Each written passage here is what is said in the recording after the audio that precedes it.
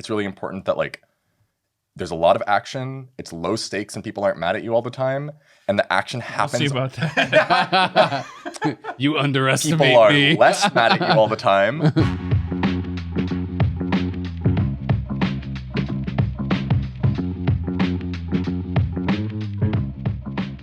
Hello and welcome back to The Dive, driven by Kia Season 9. We have signs. 2 of them.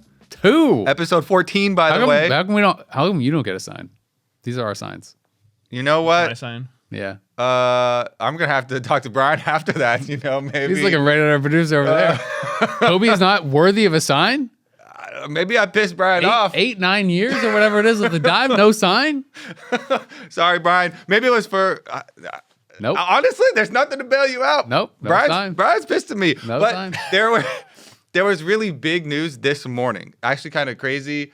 They leaked that there's going to be WASD movements. Okay, so it is a leak, so it's not 100% confirmed. Yeah. But that just seems crazy if they're going to add a new option. It doesn't seem like it's going to be the only option. No, it would be but like a new way to control your character seems crazy. And Path of Exile play a lot of like ARPGs, and a lot of ARPGs are now doing this as well. And it is certainly a game changer. So this is going to be really interesting because this would actually change the entire game for literally everyone as an option for them to play it. If it turns out that it is strictly better in all areas, then anyone, even if you've been playing this game 12, 13 years, time to relearn, buddy. You got some homework. I mean, I think it's potentially crazy. Like, so some players obviously are not going to have a lot of experience playing like WASD games, and then you might not realize like how different this could be. But obviously, like, both you guys, I mean, you play a lot of PoE too. You play a ton of WoW, which is obviously a WASD game. I'm sure you play other games as well. I mean, I immediately my mind is drawn to all of these, like, of just how much easier kiting is. Like, it is comical how much easier kiting is with a WASD plus cursor movement style than it is with your mouse. Sure, if you're Uzi and you can like perfectly, click back and forth and have 100% perfect mouse accuracy the entire time, it's maybe not that big of an advantage, but for 99.99% of players, and even maybe for like the Uzi and the Gumayushi and the Deft and the whatever, it might even be better. Because imagine now you're playing Ezreal, and I'm just holding A to kite to the left, and my mouse never has to leave my opponent, and I'm just shooting like Mystic Shot, W, Mystic Shot, Mystic, like over and over and over while I'm kiting. Imagine I'm playing Cassiopeia or Syndra, who can literally cast while moving, and my cursor is perfectly on you the whole time as I'm kiting backwards. And Cassio, it's like I'm literally holding backwards and I'm QEing over and over and over and over and over without ever having any interruption in movement, and without even having much mechanical skill required, right? Like, it's actually just easy. Instead of having to go like this the entire time perfectly, I'm literally just holding A and keeping my mouse in one place and pressing Q and E, right? Like, and so I don't know exactly how it's going to be implemented. Like, maybe it's like a little bit jank because you can't maybe move as smoothly, since the idea most people are assuming is WASD, but you press 2 in combination, it moves you in that diagonal. So you have like eight directions you can move in. Mm-hmm. So it's maybe not as smooth, and maybe you have to do some like wiggling, tapping back and forth instead of just being able to smoothly change along like a curve or something, which maybe allows someone that's moving the other way to like catch up slightly. There might be some disadvantage, but if it's implemented well and it doesn't feel like that, I just truly cannot see this not to being like just strictly superior, like way better. And especially for players who are more average players and not mechanically gifted, I could not see this being like, I just has to be a massive upgrade. My hope is, and because taking the ARPGs as an example, having played a bunch with both, one of the things that at least kept it close and in check in Path of Exile is that in PoE 2, you can actually keep moving while casting stuff. So it's strictly better on almost all builds, pretty much every single build. But in the other ARPGs that don't have that capability and are on like older setups and like PoE 1 and stuff, like they add it as an option. But because when you cast something, your character still stops, there is way less of an advantage. And so there are some builds where people are like, oh, it actually just feels better and smoother to keep using the mouse click than WASD. So I feel like that is going to be the case with League, where like you won't actually be able to keep moving while casting stuff, and like if you cast a spell, it'll like stop you. Well, but I don't know. It there's all depends on Syndra. how it's going to feel. Syndra can do that. That's the immediate ones to me that come to mind for this True. is going to be an advantage for are those ones like you said that have the like very very high precision requirement, which I actually think is super good for the game, because I think historically AD carry is this role where I think it's not really been a role that is super fun for most players. Like, you know, they're obviously the people who like being the carries and getting all the gold, but, you know, I think Freak gets memed on sometimes for saying, you know, like, AD carry is not weak, it's a skill issue, right? And I kind of agree a lot of the time. But at the same time, I feel like the floor for it is pretty high with regards to, like, how much clicking you have to do, right? Because we've played League for a super long time. The movement's really natural. It's something that, you know, we don't think about. But I think every game has to always like have the player experience be relatable to new players. And I think that League, it comes from an RTS, right? Like where the cursor is kind of like the commander of the game, right? You're like clicking units and you're telling them where to go. And League still has that because, you know, it was ported over from Dota or whatnot. But I think from other players, when they're playing it, they're just like, what is this? Like, why are we doing that, right? Like, you have console players who are used to, like, I point my joystick in a direction and I move in that direction. Yep. So I think the WASD will feel a lot better for them. I'm not sure how much of a strict advantage or disadvantage it is, because as we're talking about it, I'm already seeing some issues that are going to come up. Like, are you going to be chain canceling your auto attacks a lot, right? Like, say I'm playing a melee champ and I'm, like, trying to move and auto someone. It's like, it feels like with WASD, it would be really easy to, like, accidentally cancel my auto attack You could command. still just right click on them like you could as a melee champion, right? I'm assuming. Yeah, that would I mean- just that would just input a move command towards the enemy champion, same as it would now. Yeah, but I mean, with the, I guess when it's full mouse movement, like there's more of a buffer. Like, I don't know, when I'm playing melees and I'm like doing the thing where you're like on top of someone, and you're like moving the same way they are. I don't know.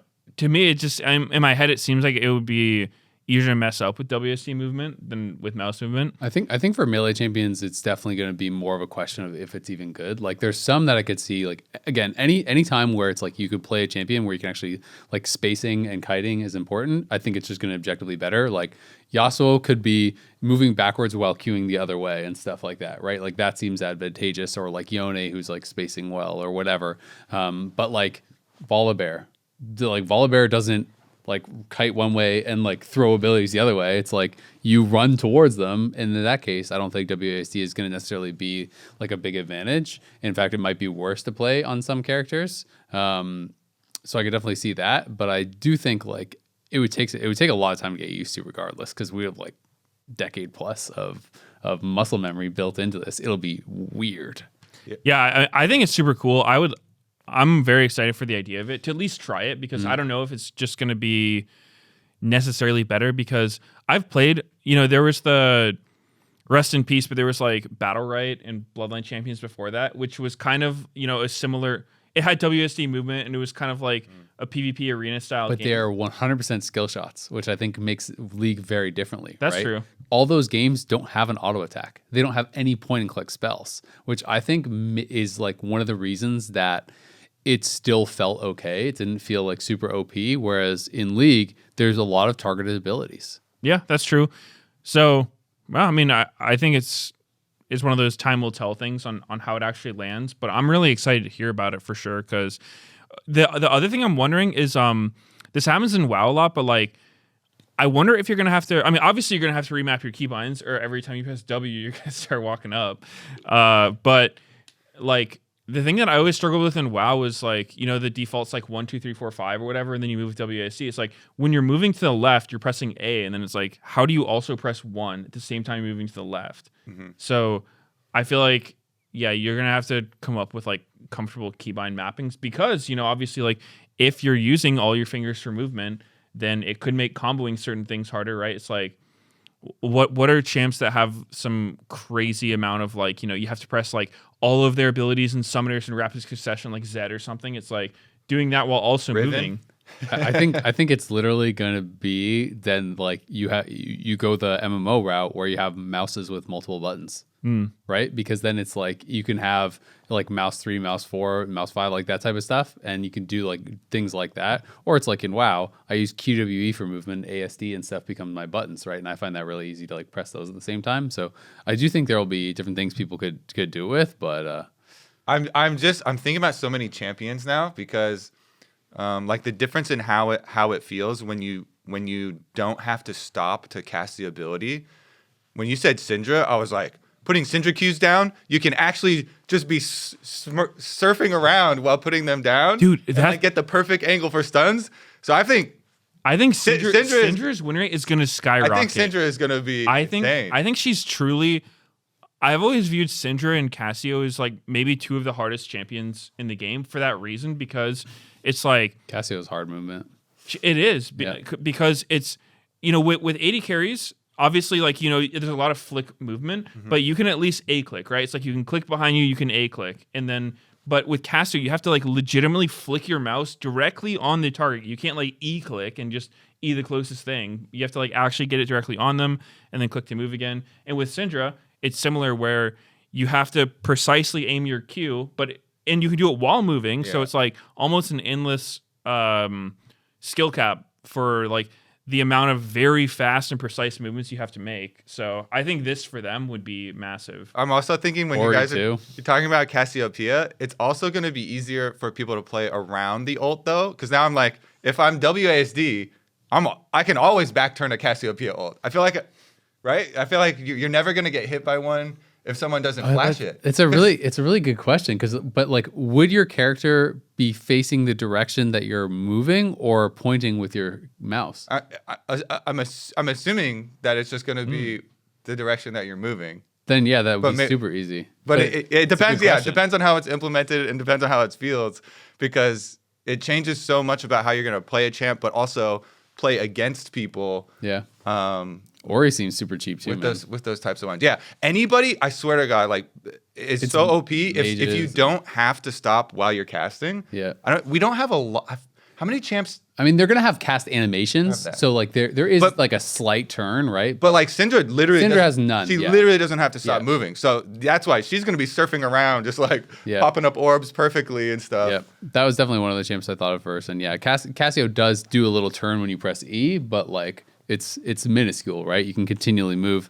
I mean, it's crazy. I mean, the interesting thing to me is it's like, clearly I think this is intended to bring in new players. It's less of like who are like comfortable on WSD. I think that would be the hope, is that it brings in a new group of players and it makes League more approachable, because there's a lot of people who did not come up in the like RTS era or the like early Dota and Warcraft 3 era and stuff, and just are not comfortable with mouse as movement games. Like a lot of people are like that. So I do think it opens the game to a whole new group of players, which I think is absolutely a positive. But it is always that risk anytime you make a big change like this, and especially if it becomes a change that is just like strictly better. People who have played the game for over a decade and they have their like hard-earned skill of like, I can space glide on these guys, and you know, I've spent 10 years perfecting my like Twitch movement, you know, to like 3 attack feet per second, you know, perfectly space gliding, and then someone just holds A and just clicks backwards. It's like gonna feel really frustrating. Plus, think about it from pro perspective, right? It's like, if it is strictly advantageous, the best players in the world are going to have to fully relearn how they play, or you're going to get replaced by people who do play in this way. We don't know for sure that it is going to be strictly advantageous, or like how everything's going to be implemented. This is just a leak. We don't even know that it's for sure going to go into the game. But it's just interesting to talk about, because I think it has wild implications for the game. Even just like, then you get in the weird situations. Like, I remember it's always really funny when Overwatch came out, because they have console versus PC, right? You had to balance the game differently because aiming is just harder on console. So like Torbjorn was like super OP on console, but trash on PC. So they had to like actually change the balance. This would be a situation where it's like, you're talking about Syndra, right? So WASD Syndra might be like giga OP, but like mouse movement Syndra is not. So do you then balance the game around movement for WASD? Oh, I thought you were saying, are you going to like, Yeah, if you use No, the not WSD split the extension, player you do less damage or something. That'd be so goofy. Well, I mean, there could be like other things like that, but I would think it would be more likely that you have to balance around the peak, the peak, whichever one's best, right? Which Yeah. then forces you to then swap to whatever is considered the peak, because like I think immediately AD carries become stronger, Syndra becomes stronger, Cassio becomes stronger. A lot of these kiting champs become way stronger, so it's like that opens up all kinds of balance changes and possible concerns. It's very much a Pandora's box. Yeah, to me, it seems like something that would raise the floor more than the ceiling, because I don't know, like if I'm ruler or whatever, an insane AD carry player, I'm not sitting there like sweating, being like, oh man, WSD movement, my job's in jeopardy here, because I would be surprised if it's better, because like you were saying, one thing that's weird with it is like, right now, when you right-click somebody, like you're guaranteed to do the attack, right? Because you can't be issuing a move command while doing it. Or, if you do right-click and then instantly click the ground, you'll cancel your auto. So, like, what happens if you're just holding down movement and then you right-click somebody? Like, You probably have to let it go, I'm assuming. I don't know. yeah, and then that's also going to be a little bit weird, right? It's like, I think that part is going to take some getting used to. So, I don't know. I mean, I think it's cool. I think... Obviously, haven't tried it. It's just a leak. Don't even know if it's going in, but I would expect it's just going to make the game more accessible, more so than like change anything at like for the players who are already, really good and really comfortable with it. I think you're probably right. One thing I will say, just to like as like a thought experiment, is so I remember one of the changes they did in WoW like many years ago is you probably know about dot snapshotting. And like, so essentially like dot snapshotting, for anyone who hasn't played WoW or like didn't play it in the past, was essentially you put a damage over time ability, or you cast a spell, and the entire duration of the spell was based on like the amount of like spell power or damage or whatever you had at the moment of pressing it. And so for Warlocks, it was like actually really important, because if you had a lot of buffs, you'd cast these spells, they could be doing 30, 40, 50% more damage. And then if you pressed it again when the buffs expired, you actually overrode it and like cut your damage in half potentially. And it was really difficult for people to track this on multiple targets with like 4 or 5 dots at a time and stuff. That was something I was like really good at doing. And I remember when they took away dot snapshotting, it went from like some players that I could do literally double their damage like consistently in PvP to I then only did say like 10% more damage or something like that. Like it was such a significant change that though it doesn't inherently make someone better than Ruler, it does make it much easier to replicate something that Ruler is doing. And so in that way, it can kind of like close the gap. And maybe that's a good thing, maybe it's not. It kind of is up to your perspective, but it's just something that it kind of reminds me of, where it's like, okay, now all of a sudden, if like a diamond player is like really, really smart, I'm not saying that this is like actually real, but you know what I mean? Like if they're really smart, but it's just mechanics holding you back, like you may be able to more easily replicate the mechanics of someone who is now just like much better than you. And maybe that closes the gap and lets new players go into pro that could replace old players. Yeah, I mean, anytime you add a new tool, whatever it is, whether it's going to be good or bad, there's going to be options and people are going to figure out some way to do something with it. It's kind of a matter of what's your perspective going to be. Are you going to be excited that there's something new to try and like tinker and learn new things and play around with it and figure out what's good? Or are you going to be like, I'm too old for this? You know what my example of this was? Because I used to be very much on the side of, not wanting change, because like maybe it's similar to your feelings with WoW, but in the really early days of League, there was no dragon timers, no buff timers, nothing. Like we would literally sit there and type in chat dragon timers and buff timers. I would be like OB for like R blue, EB for enemy blue, like dragon timers and stuff. And like that was one thing in the early LCS days that I feel like I was just really good at is tracking these things. Gave you an advantage. Yeah, and it gave me a huge advantage over everyone else because, they either didn't know about it or didn't do it. And because in those days I would I think I never lost a game on Nasus, and most games I would just get level 6 and just solo dragon, and they wouldn't even know it died. So they wouldn't have the timer on it. They wouldn't know I did it, and then I could just keep doing that. And so obviously, that was a really big advantage for us. And then they came out with these buff timers. There was like apps doing it initially, and I was super opposed at first because it's like something I put all this time into. I'm like, wow, like this is so unfair. People are getting this advantage for free, and I'd like work for it. Mm-hmm. But then once they actually added it into the game, I was like, wow, this is actually so much better. You know, it's like, yes, it evens the playing field a little bit, but like, was that gameplay that I was like so attached to and holding on to for my own personal advantage, like actually good gameplay? And now Did you enjoy typing OB546? It was terrible. It was absolutely horrible. And that's nowadays the question is like, you know, summoner timers, right? Because we're kind of getting into that era where it's like people have apps that track all that now. There are. And I don't think the apps are allowed to do it automatically. You still have to like click it or type it, but still seems like a giga advantage. It is because being able to properly track people's flashes, like I swear, any team that has somebody on it who is actively and accurately timing every single summoner, massive advantage. Like honestly, night and day. If you have a team that tracks every flash versus someone who doesn't track any flash, the team that tracks it is going to just win most of the time. And so it makes me wonder. I'm like, should that just be part of the game? Because you get this huge advantage from typing it out in chat and doing the Doinby, like Control A, Control V, like mashing it. It's like, cool. Is that actually fun? Does anyone want to do that? Like, I sure as hell don't. Like, I would much rather it be automatic. So, I mean, it's definitely one of those questions. This whole topic is funny because it's another like giant nest that we're about to get into, but I'm pretty against a lot of like these apps that you're talking about because it reminds me of a problem that has become uncontrollable in World of Warcraft, and that is add-ons weak auras that are going to tell you, like, I don't think I can play Arena now without the cooldown tracker thing that's under nameplates, because after using it, it's just so much easier to like be able to just keep my, you know, eyes on the action and have like all of their big cooldowns ticking down under their nameplate bars. Mm-hmm. So then I'm like, oh, his stun is about to come up in 2 seconds. I preemptively, you know, put my anti-stun thing up.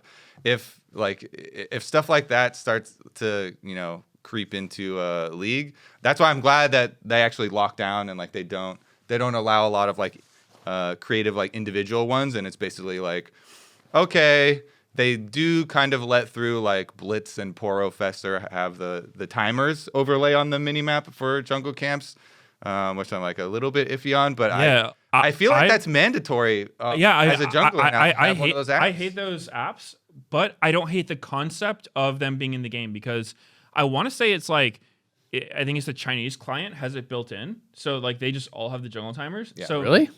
Yeah, that's what I've heard. Oh wow! I mean, I haven't played in China. As long as it's universal, yeah, exactly. Then I'm okay with it. But the problem is, but there's a line when you have to do all these individual things, and if they get out of control, then how much is being played for you? Exactly. Like to me, it's like I agree that there is some information that should just not be like hidden from the players. Is not necessarily interesting or fun gameplay or whatever to track. But at the same time, like there is a huge amount of skill in the game in like understanding these timings and stuff. It's like, okay, summoners, now we're going to track summoners. Okay, well, if you're showing everyone the cooldown of summoners automatically and it's tracking all that, why shouldn't it tell me when Jax's Counter-Strike is up? I want to know when that's up. Can I dive him? It's up in 3 seconds? Okay, I could dive him. It's up in 1 second. All right, I guess I shouldn't do that. Oh, what about Trinimir's ult? Trinimir's ult's up, not up for 7 seconds. It's like, okay, I guess I should go for an all-in. You know, it's right, like, and then if you're going to do that, why doesn't it tell me like how much damage they can do? You know what I mean? Like, you know, at what point should it then like, oh, well, like if there's an ability that's coming that's going to kill me, should it like pop up something on the screen that says flash? That's basically weak auras, right? Like it gets to this ridiculous arms race of like, where is the line? And every time Riot can make the line because I don't think it's a slippery slope though. Right, but I don't think we're talking about add-ons in League because like I think it's pretty wild that some of these apps do what they do already with like the jungle timers and stuff, but I'm okay with the game giving you as much information as they want to give you because I feel like with Riot they're pretty deliberate with what info should be kept in your head and the stuff like, you know, Jax's Counter-Strike and whatnot. Like I think that's pretty clearly one of the things that they're never going to give you that info. That's something you have to kind of like track, and you're never going to have an exact perfect image of. It's just like, okay, you know, can I get this like all in? Can I get this last auto on Jax before his E comes back up kind of thing? And that's kind of like the skill of League. That's one of the things that you just learn over time. You get a feel for. And I don't have a concern with that ever being something they put in the game because it would just be super wild. But with certain things like Flash, I don't know. I don't think that's some information, because you can get that information, you can time it, but it's just so tedious to do. You can time Jax's Counter-Strike too. Nope, you are not typing Jax's You don't Counter-Strike. have to type in it chat. though. Like like if you're making that argument, like you can still like track things in your head. You can use other timers. Yeah, you can track it in your head, but like with flashes, you are typing it out tediously in chat, and that is just like such boring gameplay. No support player wants to be sitting there being like, yo, top flash. Okay, 1304 top flash. Wait, jungle flash. Okay, 1320 jungle flash, and like literally just spamming it. Like you look at pro player games in their chat, it's just like that is so lame. Nobody wants to be doing that. So I use the Professor one because I feel like I have to have one of these apps for the jungle timers at least, just because it's way better to have the on the second countdown than the gray or yellow indicator. And in Professor, they have added a one that is clickable for everybody's ultimate. And so I don't use it every game because I'm jungle usually. But in a lane 1v1, that's OP as hell. But if you're, I didn't even know you could do that. Yeah, yet. if you're, it's clickable right next to the summoner spells at the moment. And so sometimes I do it just to be like, oh, like what is the full cooldown of X Champion's ultimate? Not necessarily like timing it exactly, but the ultimates are clickable at the moment. And I agree that it would theoretically turn into such degenerate gameplay to have every one of their abilities up on a bar. Oh yeah, I mean I'm completely against apps doing this. That's not far off if you can already track the ultimate ability. I didn't even know you could do that, and that's actually crazy because I feel like playing top lane, there's so many matchups where like I have a general idea of the cooldown of an ultimate, but I don't know like okay, with this much CDR, is his like 15 seconds so shorter? It doesn't update with like they have this CDR built or anything like that. I think it's the generic cooldown that is adjusted for their level. Still pretty OP though. It still gives you a very close idea. If you're playing Nasus versus Gwen, do you know like the differential in the ultimate cooldown? Because like I don't. I mean, there 100% shouldn't be apps giving you an advantage or people not using apps, but I would be okay with these things being part of the base game. Jungle camp timers. I would argue summoner timers, but I mean, obviously that one's debatable. Yeah, I don't know. Oof. A lot of crazy possibilities with big changes like this, though. If the movement of your game has another option, what other exciting things are on the horizon? I'm kind of in the camp where if something's going to get added, because I've been playing the game for so long, I'm kind of excited to tinker with it and try it and see how it feels. Like I said, with ARPGs, this has become one of the big new things. They added WASD also to Last Epoch, which is a much smaller one, just as an option. But to me, it just felt garbage for some of the games that weren't built with that in mind, like PoE2 was. So, yeah, I'm excited to tinker with it. Get into it when it comes out in League. I guess I'm nervous, excited. A little bit on both ends. You want it to give you an advantage, not your opponents. We'll see. There was also I did an interview with Sheiden this last week, and it got a shocking amount of attention. I think last time I saw looked at the clip on Twitter, it was something like 3 million views or something ridiculous, and it's been like 3 million? Yeah. Holy. And it's been like reposted. It's like on YouTube. People are clipping it out and reacting to it and this and that. I'm like, is this like the most watched interview in League of Legends in the last like I don't even know how many years. Not even just LTA. I can't think of. It reminds me of. Do you remember Balls? Yeah, the Balls Limit. Yeah, the Balls Limit was great. It was. It's similar. Yeah, and okay, so obviously there's definitely a lot of discussion around it, and it was a pretty objectively terrible interview from Sheiden. Like, I don't think anyone's sitting here defending it. It's like, yeah, that was a really good interview. He gave good answers. But I will say, I found it very entertaining as a viewer because it was so ridiculous. Like, became funny. Like Best esports, baby. Like, he definitely came off as super like uninterested and dismissive and maybe even rude, which, I think it could come down to like nerves or whatnot. I don't think that was his intention, but it did kind of come off that way. But I will say it wasn't boring because so many interviews with pro players nowadays, it's like you don't see personality whatsoever, right? It's like you almost follow a script. You know what people are going to say. It's like, are you excited for your match? Yeah, I'm excited for my match. Like, what do you think about this player? I think this player is really good, but if we play our game, like, we'll win. It's just like, okay, man, like, you're giving the answers that everyone's expecting, like, good job. But it's not interesting. It's like, if you know what they're going to say, it's like, we've heard it 1,000 times. So I thought it was a breath of fresh air, even though it was a pretty terrible interview. It was still interesting because no one's giving 3 million views to a generic answers to generic questions. It was like it was funny. It was a breath of different, maybe terrible air, but it was different.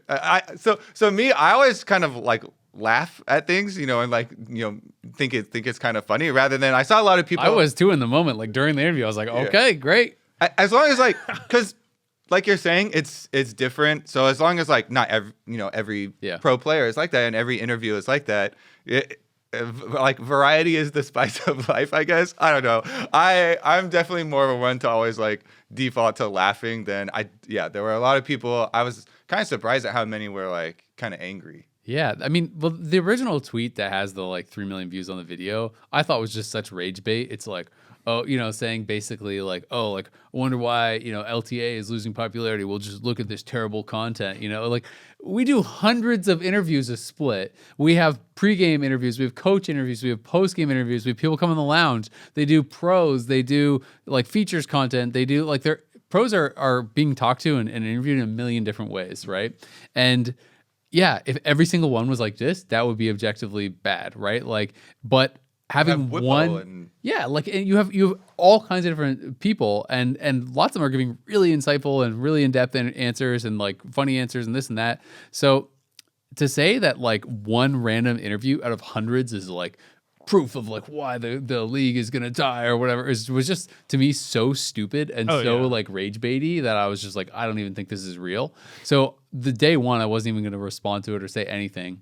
And then I just saw so much hate towards Sheiden of like, and I think a lot of people, I even got like messages from a number of people who were like, wow, like he was being like such an asshole to you. Like that was so disrespectful. I can't believe you had to deal with that. Like basically they took it as like, he went out there with like the intent of making me as the interviewer look bad or something. And so that's when I decided, I should say something.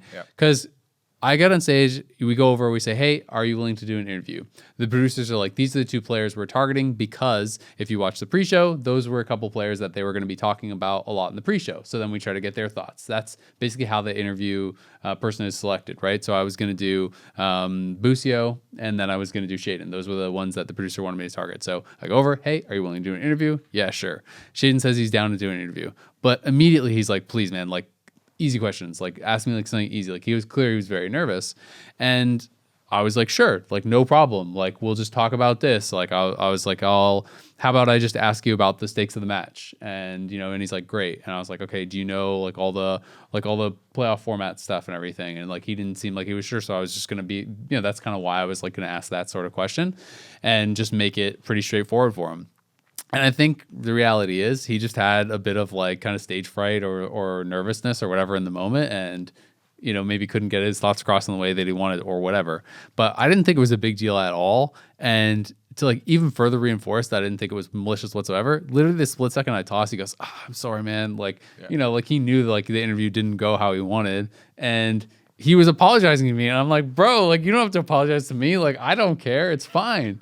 I never thought it was a big deal at all. So like having the context and being there, like I knew this was not like he's out to get me kind of thing. So that's why I wanted to respond to it. Because I just felt like that wasn't fair that he was getting hate for that reason.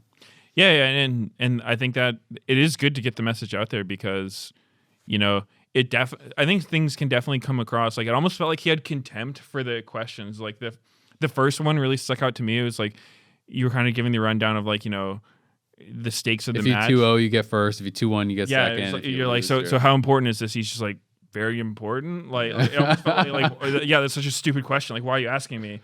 But obviously, that wasn't his intent. But sometimes things can come across in unintended ways. So, I get why people saw it that way, but it is good to have the context of like, if someone's nervous, if they're not used to giving interviews, then they're not always going to, convey their thoughts the way they mean to. Yeah, and then like I mean, we have Whippo interviews, which are completely the opposite, basically, where he'll talk as long, basically, as you'll let go, and like give a lot of detail and a lot of insight, and explain thorough thought process, and like even sometimes more strategy than you think that teams would even let go away. And I see comments that some people really love those. Some people also don't like those, and so.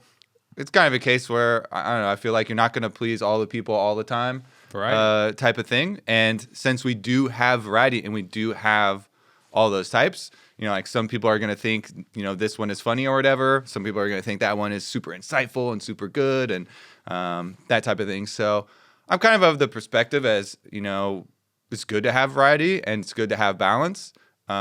We do, like, we used to have player media training conferences and stuff in LCS a long time ago, and like there's been lots of different focus at different times, but I kind of think of like the height of League and like the beginnings of League 2, and a lot of it was like individual player personality driven, and a lot of it coming through on their streams and getting to know them player. And so one of our big goals of the broadcast is to get people to really know the individuals, and all the individuals are kind of different. Yeah, absolutely. And the other thing, I thought it really funny that people were like, okay, well, like, even if that's true, then like that interview is so bad, just like never interview him ever again. And I was like, just thinking back to some of the super cringe old interviews that then people became like actually really good at giving interviews. People love double F interviews and stuff. I remember it was like the Travis Gafford with the Caitlyn cosplayer and double F. You remember that interview? There's some cringe old interviews and stuff where people are really uncomfortable, awkward, and whatever.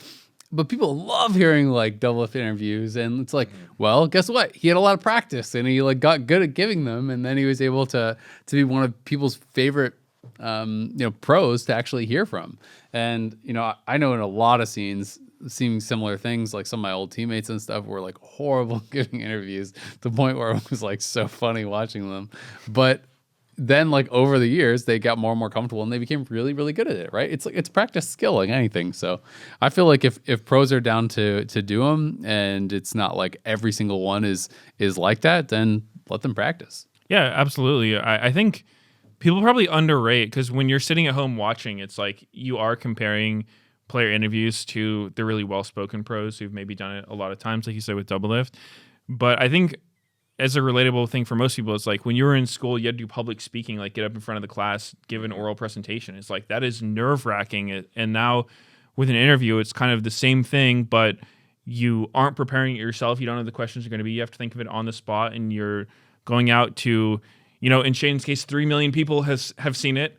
Like, yeah, it's pretty normal to be nervous for that. And literally there's a big camera in your face. They come over, the camera's like right there, and then they're like, okay, go. And then the light like flashes on, and it's just like... Yeah, it's not something that most people are going to be good at right away. It takes some practice. Yeah. So I think it's totally fine if people give, like a memorable interview, even if it's not necessarily great. It popped off. People are going to know Sheiden for his interviews now. Yeah, and I think it was... I enjoyed it. I thought it was really funny. I thought it was funny too, and definitely made some good memes. This is a small thing, but something I've been really enjoying actually in my games is this change that they made in League, where when someone that you've reported gets punished, it tells you who it is. I've been getting so much dopamine from that every time I report someone, and it's like, this guy got banned for AFKing, or this guy got punished for intentionally feeding. I'm like, hell yeah, he did. Like, dude, okay. I love that change. Dude, I love that change. I love it too. I don't know why this wasn't always a thing, because I swear Riot was always like, yeah, it's like a privacy thing. We can't tell you, who's been punished or for what. And I'm sitting there like, what? Why? This guy is spamming racist things in chat, and we're worried about his privacy? Like, what? How is that the concern? Like, for me, I always thought, people relate to like kind of scarlet lettery, but it's like, why not, if someone on your friends list gets like banned or punished, just like put a little notification to all their friends for slurs or whatever, or whatever. Like, if someone on my friends list is getting banned for slurs, they're not staying on my friends list. Exactly, but that's the thing. It's like some sort of accountability, I feel like, is let's publicly shame them. I agree. Yeah, why not? You know, that's a pretty good deterrent for a lot of behavior. For slurs. You know what? I'm down For anything, man. Shame. It's like, hey, this guy in your friend list, he just went 0-20 because he didn't like what his support locked in, and I'm just be like, huh. I respected this guy. I maybe I don't anymore. And it's like, I'm just saying, is accountability that bad? If people are willing to do these things, if you're so worried about people finding out what you're doing, maybe, I don't know, don't do it. Like, just what happened to sportsmanship? Just like be a respectable summoner. So I think the summoner's code. Yeah, exactly. I mean, you know, you don't have to be like super uptight all the time. Like, it's okay to have some fun, but you know, don't ruin the game for other people. And I feel like that's kind of been a huge pain point for League the last however many years. So anything that helps with player behavior or whatnot, I'm a fan of. I think it's great. It's like, you might have inted me, but now I see that you're banned. It's like awesome. Yeah. Great. More of that. I'm definitely not surprised that everybody loves this change. Best change because I mean, there is a reason that there was like a really big Reddit that is called justice porn. It's because like people love seeing justice, you know, and feeling like it's served. And I feel like I've even gotten messages. I got one the other day where it said someone's name that was banned, and I don't think it wasn't someone that I reported even. It was someone who was in the game, and it was like, oh, this person that was in one of your games got banned because of someone else in a different game. That person was also an asshole, and they got banned for it. And I was like, you know what?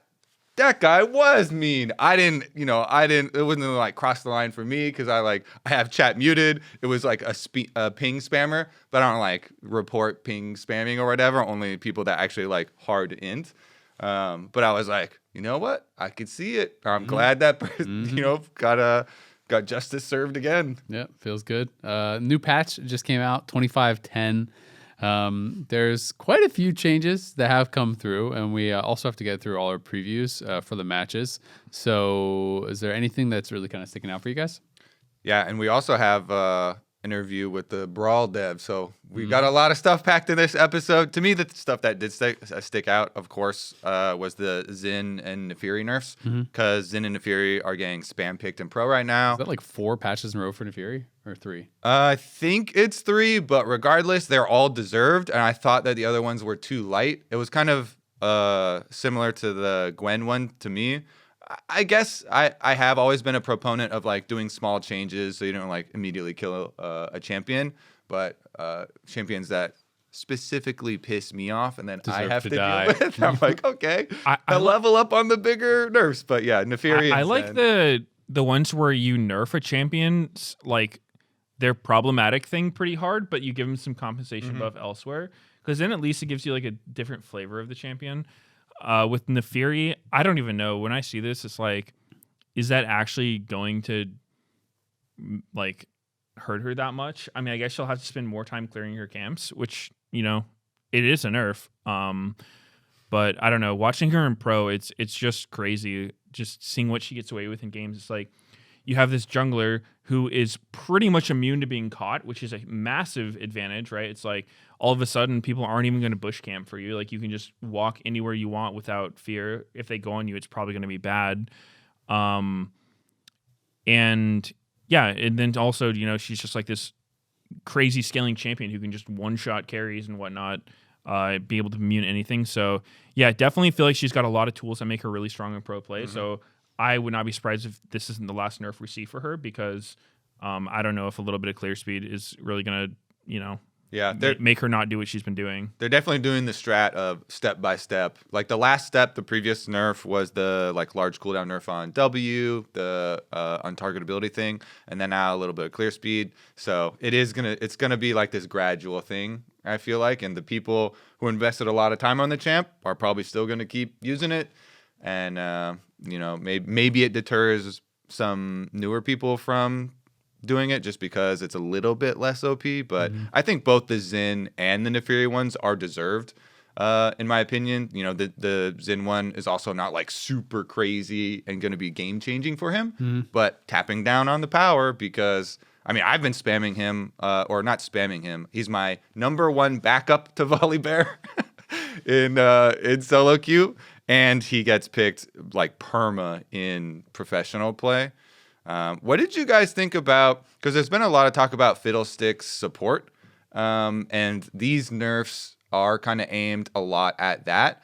Personally, I do like tapping down on the CC with the fear. Yeah. But then they kind of, like, to your point, Meteos, of the changes that you have liked, buffed up, the W, because they're like, oh, their idea that they wrote is like, we want to nerf support Fiddlesticks, but keep jungle Fiddlesticks, competitive. Yeah, I do like that they gave him some compensation for jungle.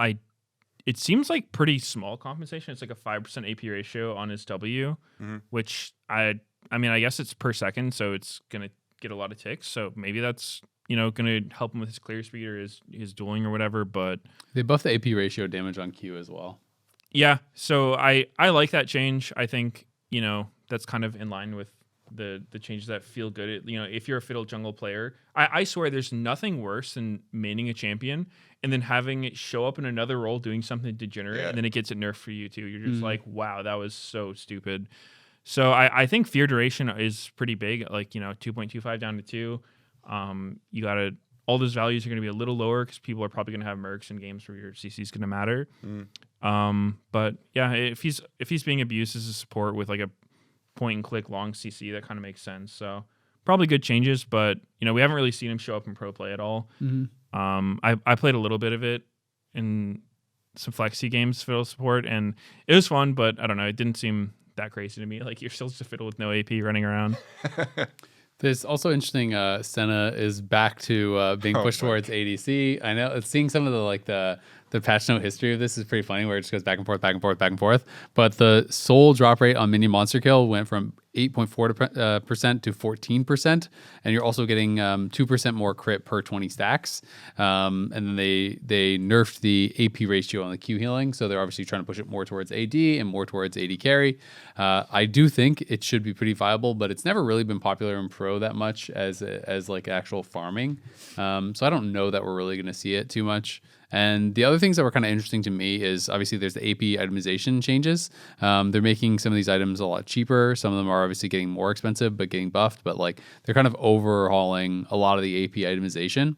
And I've been playing a lot of Kayle, and I was just thinking like, wow, this is actually insane for Kayle, because Nashor's is 100 cheaper, Deathcap is 100 cheaper, and Lichbane is also 300 cheaper. And like, those are the 3 first items you build almost every single game on Kayle. So I was thinking like, wow, that's actually something that maybe could push it potentially even into pro in some situations, but probably not, because it's it's so situational where you can pick it. And then Unsealed Spellbook, I'm actually kind of excited for, because they're making it significantly like more common that you can actually swap it around. The initial base cooldown was 5 minutes. Now it's going to be 4. But then once you get to the full like maximum swaps, it goes from 2.5 to 1.5 minute cooldown. So you're actually going to be able to use a lot of these summoners. It seems kind of interesting. We did see it once or twice, this split in LTA, and not a lot. It's seen in pro play sometimes. I've seen sometimes people do it on like Brawl or various things like that.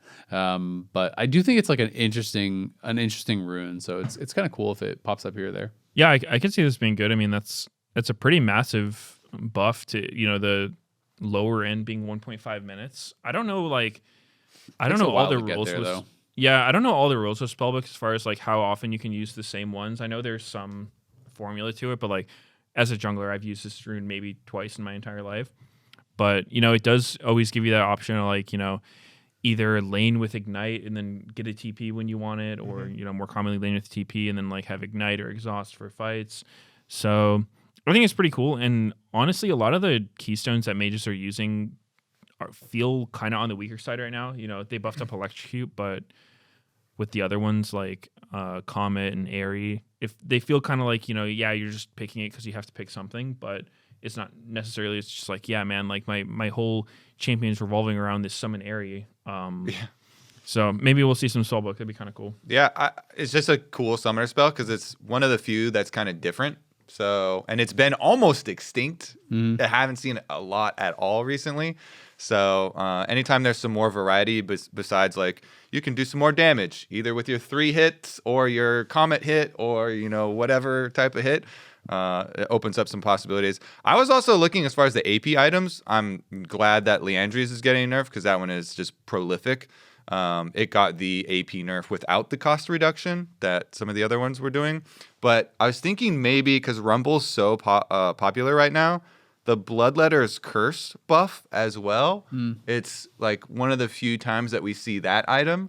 So maybe we get some more of like that magic shred, and shredding for your teammates and stuff. Always kind of nice, but yeah, some kind of little taps. Yeah, I think a lot of the AP itemization changes will feel pretty nice for Meteos overall. A lot of items are getting a bit cheaper. It feels nicer to complete. 100 gold here or there isn't like the biggest deal, but it can really help your completion time sometimes, which can help to kind of snowball you the game. Should be an interesting patch. We have our playoff seeding matches this weekend, which is actually going to be really exciting. It's the cross group matches now for best of 3. And so we're going to look forward instead of looking back because these are some pretty important ones. We have potentially like the best matchup we can get in C9 Fly. That is going to be the first game on Saturday, which is going to be really, really exciting. And this is the battle for first place. It is going to be also even better because my understanding is the first place team gets to choose their opponent for the first round. So it's not just going to be like first versus 4. You can choose 3 or 4 based on whatever matchup you think is going to be better for you. So definitely a nice little boon for whoever actually wins this matchup.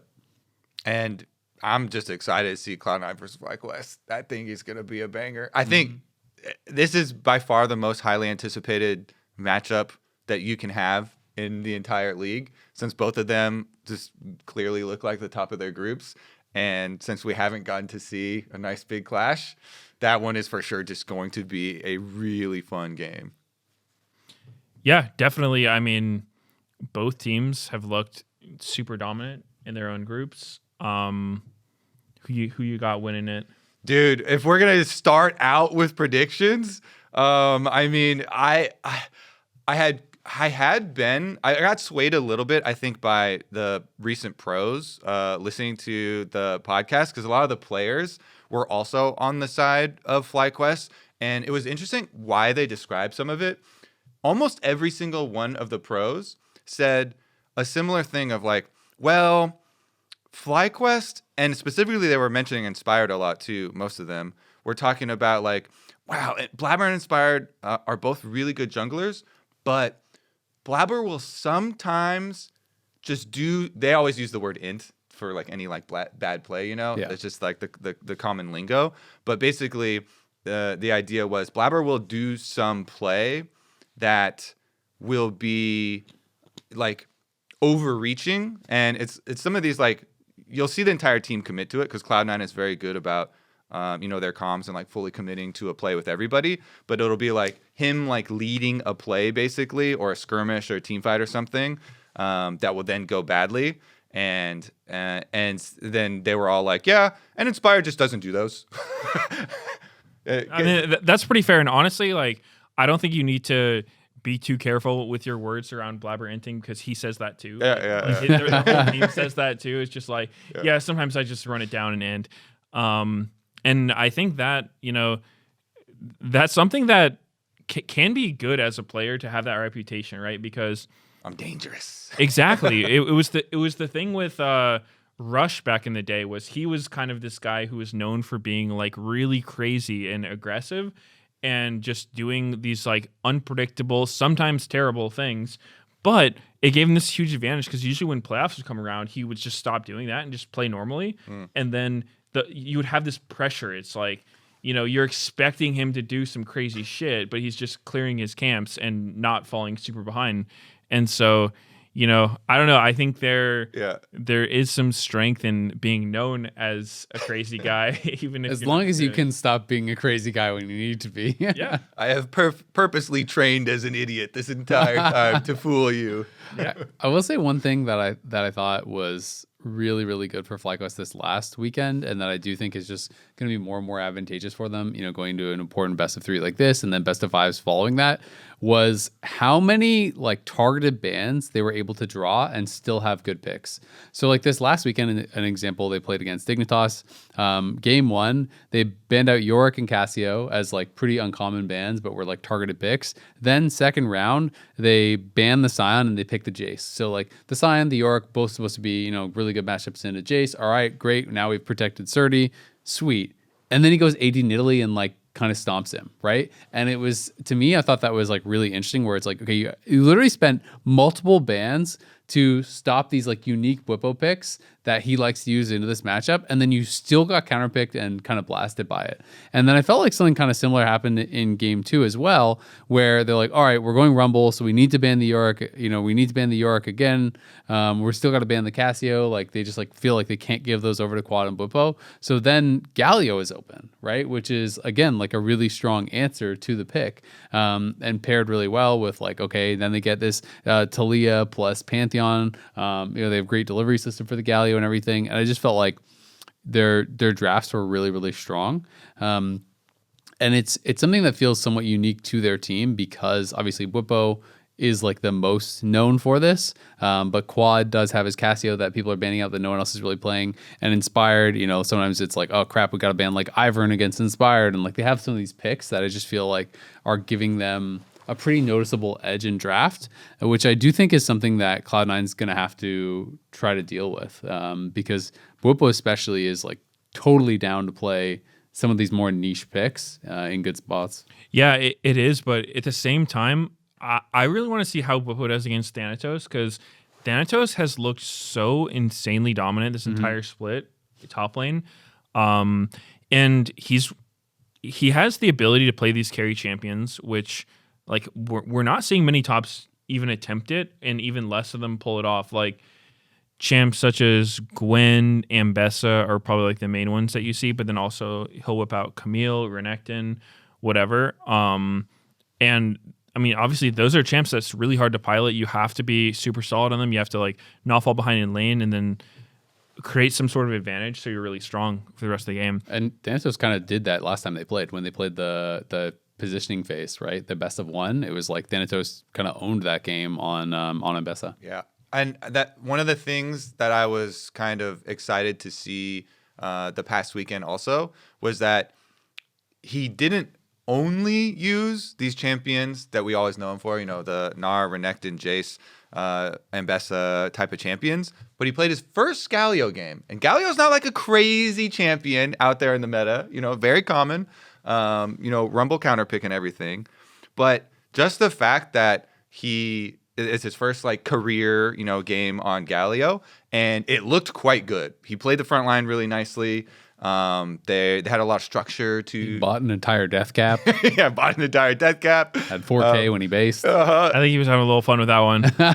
but just that little thing, because I was kind of similar to you. I was like, wow, FlyQuest, they're also at the top, and they use so many different champions, because even in the best of 1s where it wasn't Fearless, they didn't care, and they were still going to play all this like, very unique stuff. And so they're coming in with this giant arsenal of a whole bunch of champions for pretty much all of their players being super flexible. And I was like, is that going to be a problem for Cloud9, or especially Thanatos, who really likes, a lot of these champions pretty specifically and plays a lot of that select group? But they showed a little bit, and they're like, yeah, maybe we'll surprise you as well. We got, we'll play some champions that we haven't played before. So I am super excited for that top lane matchup, not just the champion select, but also these are the two guys for sure that are battling for best top laner in the league. When we were doing our way too early all pro, first team, that was one of the like few discussions and combat points was like, okay, well, who's actually the best top laner? And now we get to have a sweet matchup between them to determine the entire vote. Yeah, definitely. And I don't know. I think this series is actually really hard to predict. I mean, I'm probably going to go with C9 because I always do. But I think that top lane matchup will be pretty Thanatos favored. Obviously, I think draft in these games is going to play a big part of it because, when you have two similar skilled teams, drafts plays a huge role. But yeah, I feel like for like looking at the strength of players in each role, top is probably the one where I would see the biggest advantage either side, just because it's not that Whippo's weak by any means, but like I think Thanatos is just so ahead of the rest of the league. And also Whippo, he had a really good most recent week, but his week before that, you know, against Shopify, he was coming off his player of the week, and I don't know if he was just like just playing for fun a little bit too hard. Yeah, he might have been egoing a little bit, but like he kind of got clapped by Fudge, who he said is, you know, on his tier list of the bottom 3 players. So not a great look. Obviously, you know, he had a great week this last week though, so that can happen. But yeah, I don't know. I'm curious to the game because I think it's just going to be a really good series. I don't know if this sounds crazy, but I feel like for a best of 3, I think I predict Cloud9. In a best of 5, I feel like that's where FlyQuest gets more advantages with their flexibility, like in their draft. Because I think as much as I do think FlyQuest has more flexible players, like they do seem to play a lot more stuff. They seem to be able to play more styles right now than Cloud9. I just don't think that gives you enough of an edge in a best of 3, right? Like you're not gonna be able to like push Cloud9 off of comfort champs in a best of 3. You know, I gotta challenge that one a little bit though, because I don't know. Does FlyQuest have more than C9? Since I don't know how comfortable FlyQuest is with the melee mids. And when you saw the Liquid series, it was like they were banning like Yasuo or Yone Gwen every game, and I feel like C9 can play a lot of different stuff, especially Loki. I think he's kind of has this like jack of all trades, master of none thing going on right now, where like he's playing Yone, he's playing Silas, he's also playing the mages like Aurora, he's playing Victor, whatnot. So I don't know if I would necessarily say FlyQuest is more flexible, because I think especially with Quad, he's like kind of looked not that great when he's off of his either like Azir or Cassio, like mages and 80 carries. I think he does fine, but his melee champs have looked pretty underwhelming. It's interesting because we talked about this last week where, you know, there were some pros that were like, oh, I think Quad's going to get exposed soon. And I was like, you know what?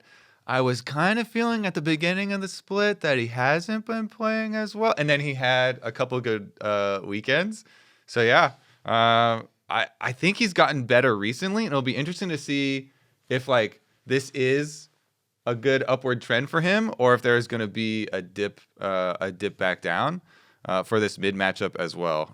Yeah, go ahead. No, that's why that was one of the ones I was also super looking forward to, because I feel like Loki has been playing super well. And so he's kind of peaking right now. Yeah, I mean, I think Loki is really, really good. But I do think FlyQuest is still more flexible. I mean, even when you're looking at just like total champs played and stuff, they played a lot more stuff. I mean, obviously Thanatos is really, really strong on his champs, but like he has not played that many different things. Vulcan is mostly only playing, you know, like Alistar Rakan. Whereas I do think Busio is like able to be a bit more flexible, or at least like has shown that. Maybe Vulcan can do it too, and maybe they're going to prove me wrong, and Cloud9 plays all kinds of crazy stuff.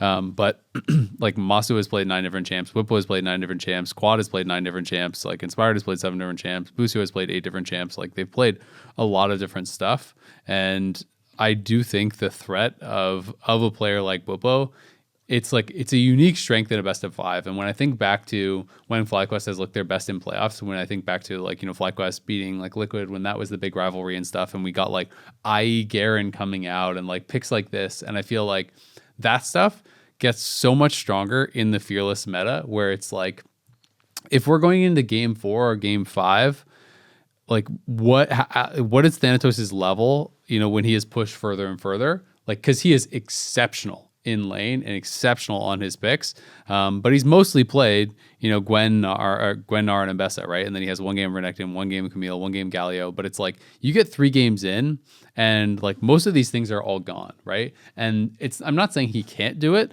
but like I know for sure Whippo can do it and can keep going and having different styles.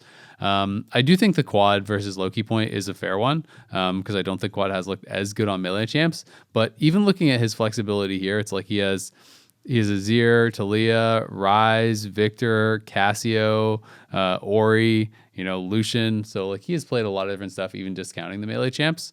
But it'll be interesting, right? Like I think they're clearly our two best teams by a lot right now.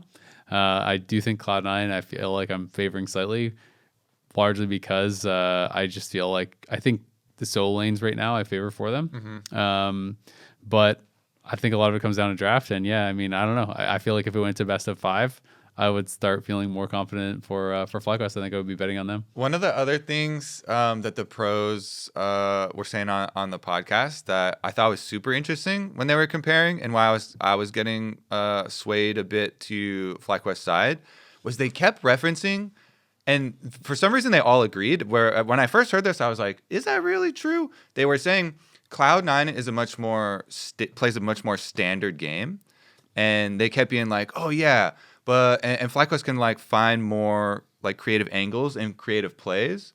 Of course, they also had FlyQuest members, there, and so there is going to be little bias. Yeah, there is going to be that type of story. But I was like, it is kind of interesting where in the past I've always seen Cloud9 as like they are like dangerous a lot because Blabber will do some of those plays, and they will hard commit to some of these like explosive skirmishes where they're fighting to death over crabs or a dragon or grubs or whatever, or going around one side. But I do, looking back, feel like FlyQuest have done a lot of have actually found a lot of creative angles, and since they've been toying, especially like the Nidalee top is it's like a game warping pick, but it's not just a Nidalee top for a lot of split pushing. He also does a lot of York and stuff, so I'm like, there can be a lot of variety, in like game style too. Vladimir. That could be there,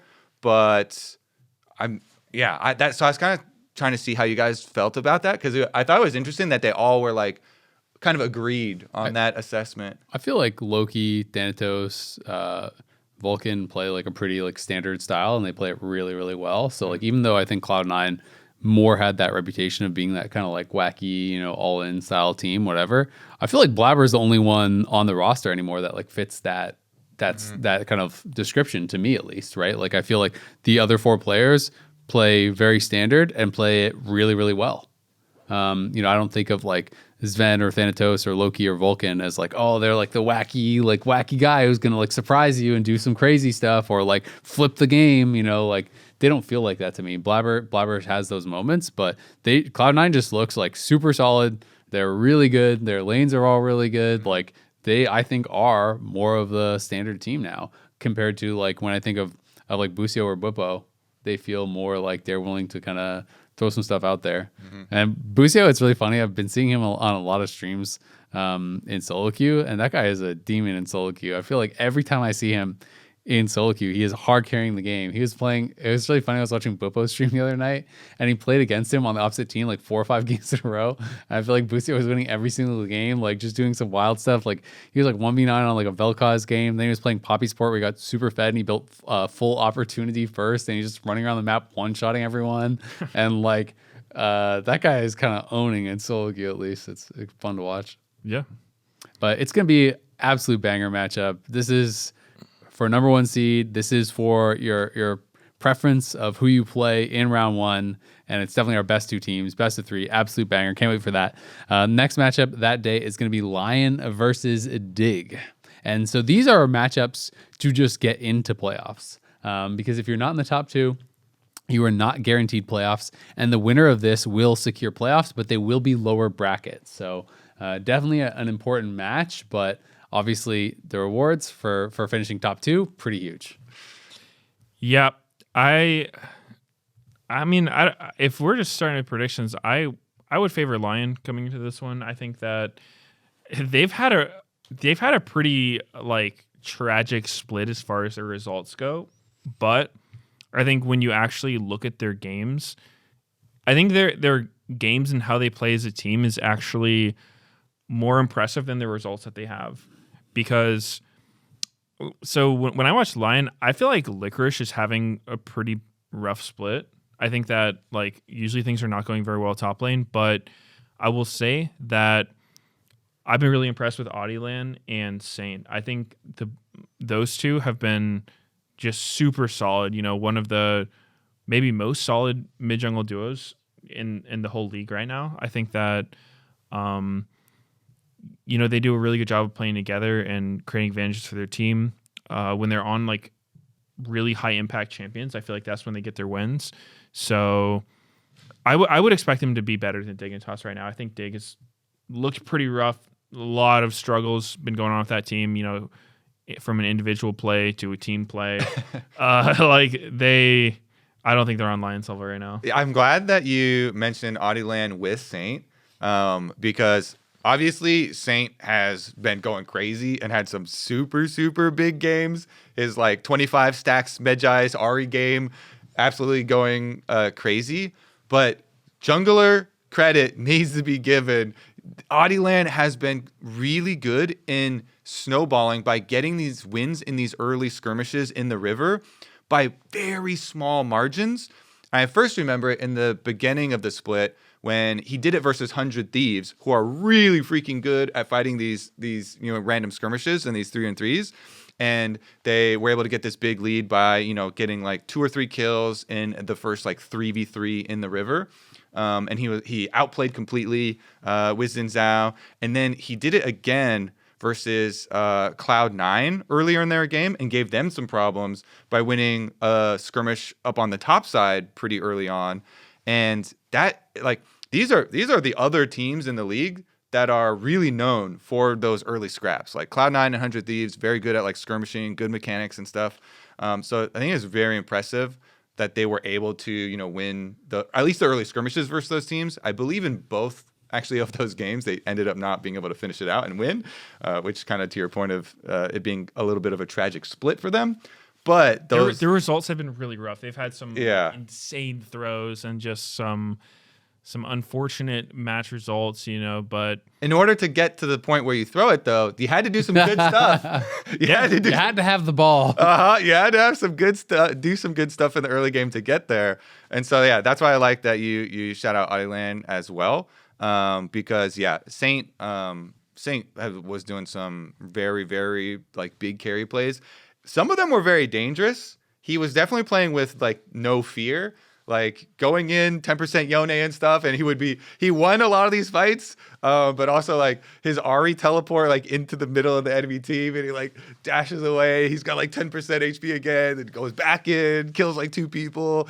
I definitely respect that he plays with no fear in a lot of these skirmishes, and he's playing on the slim margins.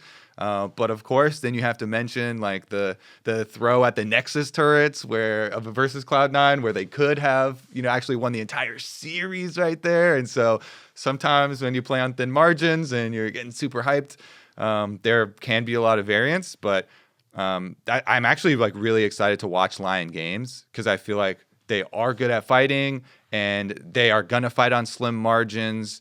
And I'm on that side too, where I'm kind of leaning towards them going into this match. Whereas Dignitas, one of the main things I kind of respect is that they keep talking about how much they're practicing. I was actually a little worried for Surdy when he said, "I'm sleeping." He said he was not sleep. He didn't give a number of hours, but he said he was practicing for 18 hours or something. I'm like, well, that doesn't leave a lot of time for sleep. And he actually looked tired as hell. Yeah, in the interview. recovery is very important. Or else, you're just gonna get foggy and you'll end up being slower later on. Yeah, it is impressive to grind and to have that winner's mentality and want to improve. But you definitely still at least need to get enough sleep and regular nutrition, as long as they can toe that line between grinding to improve while not going crazy. One thing with Dig that's been pretty surprising is that coming into this season, Surdy and Sheiden were 2 of the top solo queue pickups, where Sheiden had so many accounts in the top 10 or whatnot. Surdy was the highest LP ever player, I think, in the West or whatnot. But both of them are actually I don't even know if they're challenger right now. They're both way down in solo queue, and scrims. It can be a variety of things. It can be too many scrims. A lot of time, strats that are really effective in solo queue are not necessarily like that good for pro play. So if you're trying to like learn new champs or whatever, you're not going to be as high rated. Also, the ping, both of them played on like really, really low ping on server. And so coming over to West Coast, you have to getting used to that 60 ping is actually just so rough for, especially these high level games. So I think all that could definitely play a part. But yeah, I don't know. I think Dig still is not quite there as a team. I think that they're just kind of looking rough. They're not really on the same page, and I think individually they're struggling. Like I think Surdy and Caney both their solo laners have just like some really rough games. So I don't think they're going to be much of a match for Lyon. Sheiden was saying about their scrims that he thought that they were practicing poorly on pros. So I was joking, by the way. More scrims is good and more valuable than solo queue. But that definitely was something that was concerning, that they kind of hinted at they didn't have trust in their practice, and it wasn't moving them forward a lot as a team. I mean, that's really tough for sure. I mean, the solo queue versus like pro versus scrim stuff, I think is interesting, but it's like, I know I also saw an interview with Surdy where he basically said, like he was rank 1 by spamming solo queue champs, and he's like, I feel like I could instantly get Red side Vayne get rank 1 again by just spamming range stops and abusing that. And he's saying like that's not what I'm playing for anymore. Like I don't care about he's playing basically to like I'm going into this. I want to play this pro champ. I'm gonna blind pick it. I'm gonna play it no matter what. And like I'm just using solo queue to work on things. Yeah, I will say Dingtoss, I felt like even though their results have been really poor, looked a little bit better this last couple of weeks. I mean, they got their series win against Shopify. Then the 100 Thieves series, I felt like they were in a position to win actually both of those games, even though they did get 2-0'd. They were like pretty competitive. And then, they got blasted by FlyQuest, but like, who's surprised? So I did feel like in the group phase, they were better than they were in the positioning phase where, like they were dropping all those games. So it's like, they beat Shopify. And I feel like Shopify is like of a similar strength to Lyon. And then 100 Thieves, they were very competitive. They were in positions to win those games, but they lost those. So I'm on the Lyon side as well, but like I don't think it's going to be like a clear-cut series. I don't think it's going to be a stomp by any means. And both teams clearly have a lot of problems. Lyon obviously had a really good start. They won all their early games against the kind of lower teams, but then they were on like a 6 or 7 game losing streak, right? And had been struggling for a while. So I do think like a lot of it's just going to be like who kind of shows up on the day. Like I don't think either team is so rock solid, but it's a pretty important series. Like this is playoffs or your split is done. So going to be pretty exciting. On Sunday, it kicks off with TL versus Shopify, which everyone was thinking this was going to be TL versus 100 Thieves, but 100 Thieves did not finish top 2 in their group. Thanks to the tiebreakers, Shopify had won more games. They had gone like 3 games, I think, in all of their series. So Shopify actually finished top 2, so they are guaranteed upper bracket. Wow. 100 Thieves is not. They're going to be playing second against DSG, which obviously they're expected to win, but even if they win there, they're going to be starting their playoff run in the lower bracket. So huge win for Shopify. I will say this one to me feels pretty one-sided because it's like, even though Shopify finished second in their group, like they won one series and I don't know, like I just feel like they have not looked very solid at all. And while TL has had some struggles, I still feel like these are two teams on pretty different levels. I would actually see this as maybe closer than really. You do. Oh, I think you're gonna say closer than the last series. No, not closer than the last series, but maybe I don't think it's actually gonna be that one-sided. Just because when I will start by saying I would still say it's TL favored. I think they're probably just better. However, I think that Shopify has been on a really good upward trajectory. I think Fudge has been turning around his season. He's been having really good games. Kind of like he was kind of gapping Whipple, even though their team lost. He was just getting the better out of him most games. I think he's been playing really well. I think Contracts has been playing really well as well too.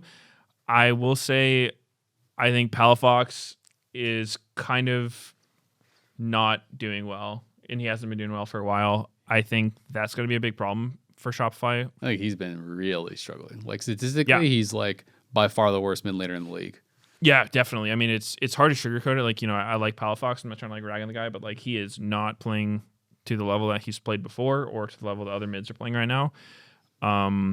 So I would say that's probably the biggest issue for Shopify. And, anybody can turn around their season. Anyone can start popping off. Like Fudge had a really rough start and now he's doing better. So maybe it'll happen for Palafox. But it's been a while now at this point where I think everyone's kind of waiting because it's just such a huge contrast to how he was back on Energy, right? Yeah. It was like he was that guy. Problem is that's 2 years ago now, right? It is a long time ago. Last but year was rough too. It's just weird seeing it because he was so good back then. He was the guy that you would just know that even if everything's going wrong, he would still be solid. I mean, he was APA's father. Like he was literally like they were playing each other in playoffs, and they would play like one side of matchup and then the other side of matchup, and he would slam them on both sides of the matchup. Yeah, he slammed him at Worlds too. So it is super weird seeing him now. Like I don't know what changed, but I don't know. I think that if Palafox can turn it around, then I actually think this team's a pretty big threat.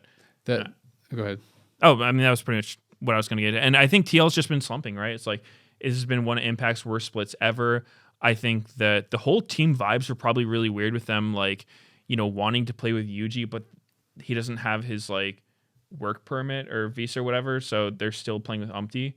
I think that's just probably terrible for vibes. Yeah. I mean, I think the one thing though that I feel like gives TL just a massive edge is this team just looks so much more solid in the mid and the late game. Like Contracts, I think has been playing really, really well. I think Fudge has been stepping up, but this team, like as much as when the split started, I was looking at it almost more like a positive, like, oh, like look how many games they're being competitive in, and like look how many games they're in these like winning positions. But at a certain point, when it's like every single one of them just results in a loss from some like bad decision or thrown team fight or whatever, I just have kind of lost faith throughout the split that Shopify can close out games consistently.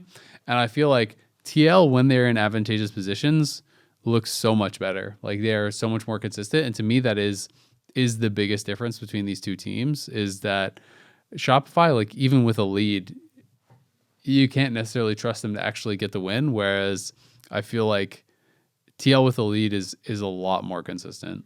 Team Liquid, I would say, are way more disciplined.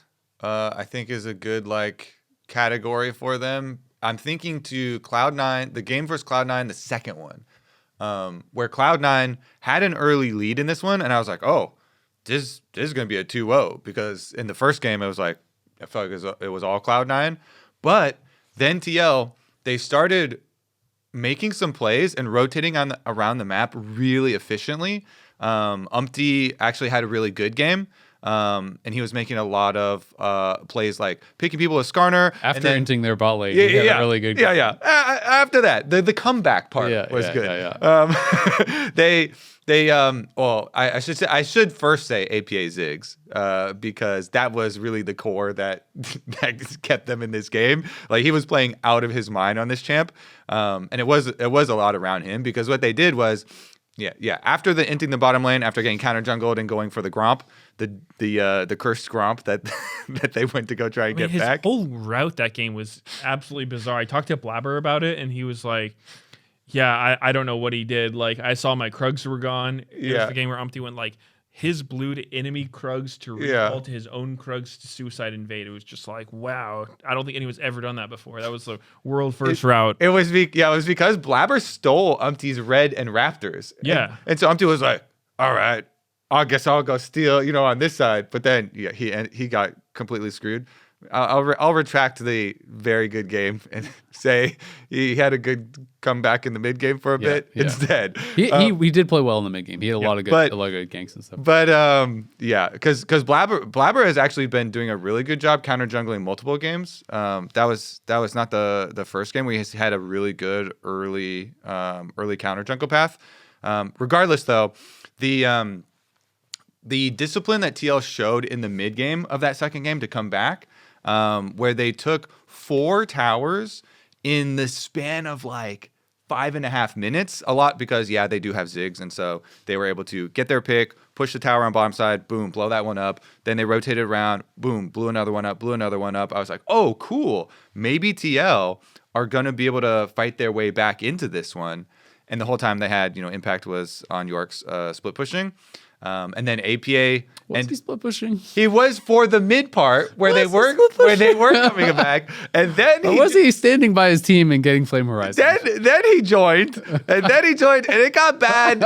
It got pretty bad, and they ended up having to rely on a Ziggs stealing the Baron. Yeah. And you're just like, oh man, and then you're at the stage where Impact was then like trying to deal with Sniper while he was like an Thanatos, while he was like an entire item ahead. Yeah. And you're like, oh no, like it's lost now. But they did have like that. It was like must have been like 5.5 minutes or something where I felt like there was that good sequence. I mean, yeah, they were in C9's playing base. really well, They too. had been winning like all the team fights. They were peeling really well with Emilio.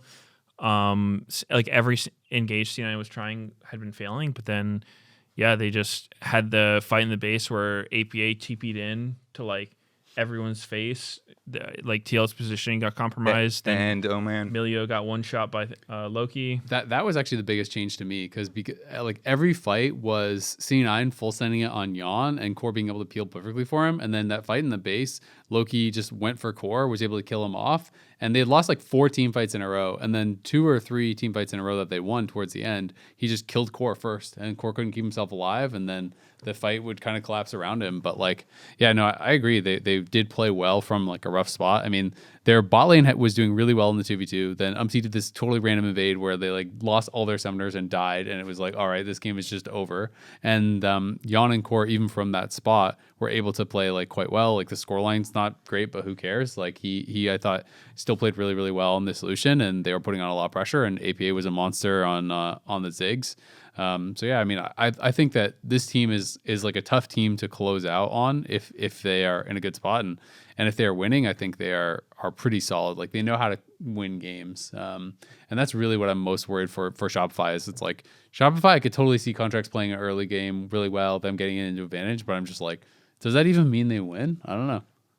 Yeah, I mean, I still think Liquid will probably win, but I don't know. You mentioned they were disciplined, and I think that's a really good way of saying it, but I don't know. To me, it doesn't feel like Liquid has like the X factor right now. They don't have like the power of friendship. I feel like they have The like power of bot lane. They have like the coworker vibes. It's like, you know, they to me they feel like a team that like clocks in, clocks out. Like I don't know, like they're making roster changes within their team. They're not even playing with who they want to be playing with right now. Like that cannot be good for the vibes on the team. And so I don't know. I feel like in close games that can make the difference. Just like being able to have that like unconditional trust in your teammates and whatnot. And so, yeah, Man. I don't know. That the closeout on the second Cloud9 game, I still, if APA just kept marking Loki, I feel like it was better. Or if he walked instead of, I mean, he TP like I actually talked to Blabber and some of the other C9 guys about that game. And I was asking, like, what went into winning the fight? And they were like, yeah, APA just trolled it. He just TP'd in our face. And, like, their whole position got messed up from that. because he was doing a good job keeping Loki out from the flank. Mm-hmm. I felt like he just got nervous that Loki was going to, like, sneak past him somehow, like, W over a wall or do something. And he just, like, kind of panicked and was like, I got a group with the team. We're going to end here. And then... either walk or a more shallow teleport because there were, like, minions everywhere. Yeah. Too. Oh well. It's tough end for that one. Still think TL, while they have their issues, I guess I'm just not that worried for their issues against Shopify, but maybe I'll be proven wrong. Mm-hmm. The last match of the weekend is going to be 100 Thieves versus Disguised, which still, despite 100 Thieves having some problems and some struggles, Disguised has really never gotten much momentum going whatsoever. They do just have the one win so far, the entire split. Their group stage was 0-2, 0-2, 0-2. The positioning phase was all losses except for that one win against TL. So to me, it's like, yeah, unfortunate for 100 Thieves that you didn't finish top 2, but I feel like this is by far the most one-sided one. I just don't really see a legitimate way in for Disguised, because even though I think they have had some individuals who've had some good moments, I thought Abadaga turned in a couple really good games, but then like besides that, it's usually like pretty rough. Castle's had a few really good games, but then besides that, it's been kind of rough. So, and the bot lane's just been a struggle, and jungle I think has also been like a real struggle. So the team just does not feel like they're very cohesive, and it's hard to imagine like a way in which they actually beat 100 Thieves, even just looking like pound for pound the players, it's like I feel like 100 Thieves has the better player in every single role. Yeah, I mean, it would be like something you make an underdog movie about if Disguise won this one. I think they're looking pretty dead in the water. Yeah, I don't know what else to say about it. I guess the only silver lining is, last week we talked about how 100 Thieves is that team that doesn't lose to people below them in the standings. Then they lost to Shopify. So I don't know. I mean, 100 Thieves definitely doesn't have it all together, but probably has it together enough to beat Disguised. Yeah. I feel like this is our hardest task, is come up for how to Disguise upset. Because we didn't even expect 100 Thieves to like be this low. Yeah, how surprised were you that they actually didn't finish top 2? Yeah, I didn't even realize that until until you just said it right now. Like that, that's super surprising. I don't know. I mean, the whole narrative around this team is, are they? There's always the talk of, are they frauds? And I've always seen it as like, are they a fraudulent top team? Like, are they, because they finished first in the regular season? It's like, are they actually the best team in the league? Yeah. And it's fraud in that regard, not like, are they a bad team? Because I don't think anyone's saying they're bad, but are they the best team? And I think they've proven they're not the best team, and now they're in the bottom half. So I don't know. But again, like pretty much they've showed the whole time. I think they could be really good. Mm-hmm. They just, I don't know. They just do some crazy stuff. They need a little bit of the TL discipline. I think they just need to like not take every fight, especially when somebody gets caught. That seems to be their number one kryptonite. Is like lately I've been noticing Quid a lot of the time. Like he'll just get caught, and if I'm Quid, I feel like the thing that he needs to do is if he makes a bad play and gets caught, he needs to like scream at his team, being like, "I'm dead. Don't fight this. This is terrible. Go do anything else." Because like losing one kill is not a problem. Like it's bad, but like whatever. Like give up a wave, give up a turret if you have to. Dragon, it's fine. But giving up a kill and then everyone else TPing in and dropping everything they're doing to also come die is just, it turns a tiny mistake into a massive game losing mistake. So yeah, I think if they can sort that out, they'll be looking good. Yeah, I just think 100 Thieves will just win every fight versus DSG. So then I'm trying to come up with a strategy for DSG, and it's How like, do you win without ever fighting? how do you win if like you can't win fights? Plus Crazy draft gap. plus their biggest macro, draft gap. their macro also hasn't been good for DSG. So it's not like you can say like, oh yeah, they've been in all these good spots running around the map. So, Get all the OP champs and have 100 Thieves troll pick. yeah. Were you, I guess, like worried for 100 Thieves after they lost against a Shopify? Because I saw even like David Sheiden and some of the like the hardcore 100 Thieves fans that were like, even they were like, like we suck, like what's going on, like what the heck, we lost to Shopify, like what were these games? Yeah, I mean, it did make me more worried for sure, but it didn't make me worried that I'm like, they're gonna lose a bunch of fights to DSG, right? Yeah. And I keep coming back to like, okay, so even if like they come up with this game plan, I feel like 100 Thieves will just go and take the fights at the objectives, and now that it's Dragon is bottom side, there's nothing you can trade on the other side. Mm-hmm. I feel like 100 Thieves are in a much better position to be like, okay, we didn't troll draft, and we are strong enough individually that we are going to be able to go to this fight and we are going to be able to win this fight. Dragon, boom, that's done. 5 minutes. Okay, 8 minutes. Now we're up at the top side to the new grubs. I'm like, well, they can be stronger up there, and they can win that fight. And so for DSG, I'm like, maybe they should try and do some of these, comps where teams have been getting a bit more. I think teams have been actually getting more out there with some of the strategies. Like we've seen hard commitment to poke comps, hard commitment to split push comps, hard commitment to like these counter matchups, and then investing lots of jungle pressure. And it's actually one of the times where I feel like the strategy, people have been willing to more like diversify and like hard commit to more out there comps. And it hasn't always been successful. But I think that's kind of what you have to do when you know you're the underdogs of the entire league as DSG. You just kind of have to pick something and full send at it. Even the Shopify series was like a good example of the, you're talking about these different strategies. Even like one of those games was Aurelia as the Nora counter pick plus Nocturne clearly trying to hard commit to this split push. And then we have a Xerath on the other side who like literally isn't even farming because he's not safe in the side lane. So he's a Xerath getting Flame Horizoned but still doing more in the team fights. And it was, you know, we have had some pretty wacky games. And winning with Xerath is really crazy. Like, that's so crazy. 100 Thieves lost to Xerath. That can't be a good omen. Yeah, they used their poke really well. And 100 Thieves kept grouping. Why would you ever group against this team? Because their Aurelia was losing side lane as well. I think the game went really just bad. report him and go next. Like Contracts had a really good counter Play gank. through Quid. Or not even counter gank, weak just side. like a lane gank, I guess. When Sniper had the early base and then Fudge walked up and Contracts was there and he died and lost his flash. And I feel like when you get behind as Aurelia, you are useless. I feel like Sniper did absolutely nothing the entire game. Yeah, when I saw the pick, I was like, oh man, they're gonna like, you know, go up there and try and kill Gnar early. And, They didn't even gank for him much. But they didn't go up there. Yeah, it was weird. It's if you pick a kill matchup, then you gotta go kill. Yeah.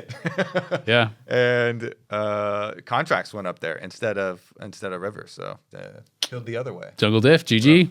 All right, well, these matchups are going to be really exciting. I'm very much looking forward to this weekend. We got some bangers, absolutely. We are going to go to a quick break, and then we're going to be back to talk about Brawl, the new mode that is out now. You can go check it out.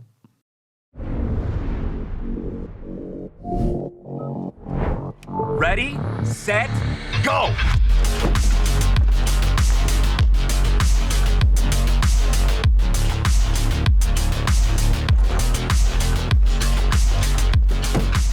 I'm at 47%. Oh, I'm on 63%. Man, I'm at 50%. Boom! 80%. Winner! The Kia EV9 can go from 10% charge to 80% charge in just 24 minutes with DC fast charging. Welcome back to The Dive, driven by Kia. We are now joined by BK from Riot to talk about Brawl, the new mode that is actually out right now as we speak, right? Yep. Yeah, it just came out this morning, actually. It's live in EU and a couple other regions right now. It goes to NA soon, but by the time everyone's watching this, then it should be out everywhere. Awesome. Do you want to talk to us a little bit about like the premise or, you know, kind of like what niche this is actually supposed to fill in the game?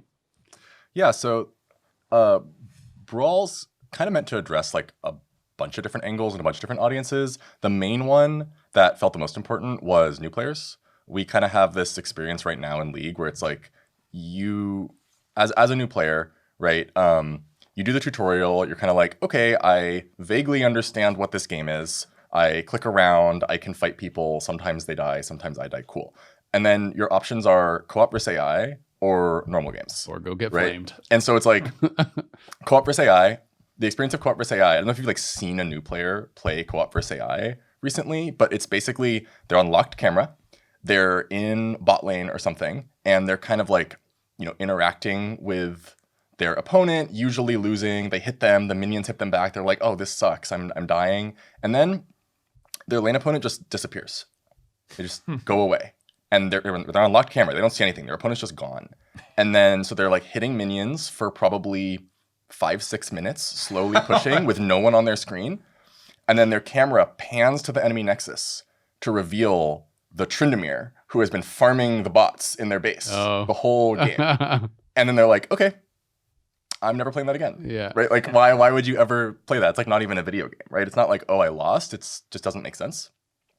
And then normal games, you get your teeth kicked in by a Darius Smurf, and then we're like, get out there, champ, do it again, or we'll ban you for being AFK. It's like, okay, cool. So yeah, basically, their new players are doomed, unfortunately. And so the best thing we got is ARAM, but there you can't pick your champ. Yeah. Right. And it's like, okay, you have to read a novel at the start of every game. It's like, oh, I found that champ. They're really cool. I liked Misfortune. Well, good luck. You're not getting her again. And so we really wanted to address this with new players and say, here's a place where you can find what's cool about League of Legends. Or at least the things you can understand that's cool about League of Legends, which is going to be like finding a champion you like, that you like the look of, that you like the feel of, the gameplay, jamming a bunch of games on them and getting better, enjoying just the action, being like part of your first team fight win, part of your first ace, getting your first double kill, right? Like contributing to a pentakill, stuff like that. And for that, it's really important that like there's a lot of action, it's low stakes and people aren't mad at you all the time, and the action happens. See about that. You underestimate People are me. less mad at you all the time. But the action happens on your screen because they're locked camera. And so that's one of the main things we did here. We're like, we have to make a small map. We have to make it really about fighting. We have to have like a lot of core league systems, and we have to find a way to take kind of the ARAM ethos of like, this is pretty chill, and allow you to pick your champion. It's like mandatory, you can pick your champ. Separately from that, we also think there's just a group of people who are like, I just want to pick Riven and Frag, right? It's like lane phase can a lot of times be like, I pick Riven. Okay, I'm against someone who beats me early. I'm against a ranged matchup. I'm gonna like get D-shield and slowly CS under my tower and wait 10 minutes. And by the time that's over, I can finally play the game. But unfortunately, bot lane 0 and 8. And so it's like that player being able to just like get right into game on Riven and go like test their mechanics and try and skill check people and fight to the death. I'm like, that seems like a really big value. And then also just shorter games. We don't have anything that's short. We've tried to make shorter games a couple times. It never quite works out. We're like with a new map, starting from scratch, seemed like a good opportunity. That's cool. Yeah.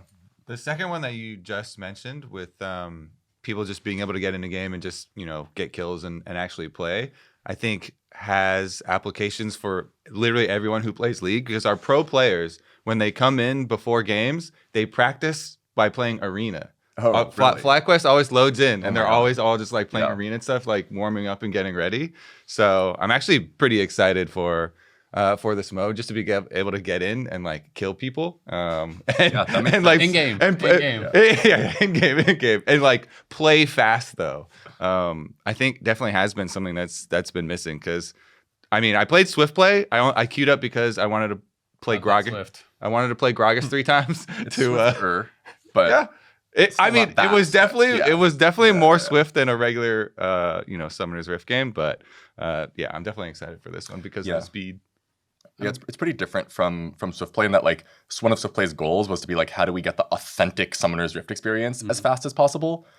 And with that constraint, it's like that's a worthy goal. There are players who are just like, I want to play SR, but with that constraint, it's really hard to make the game actually fast enough.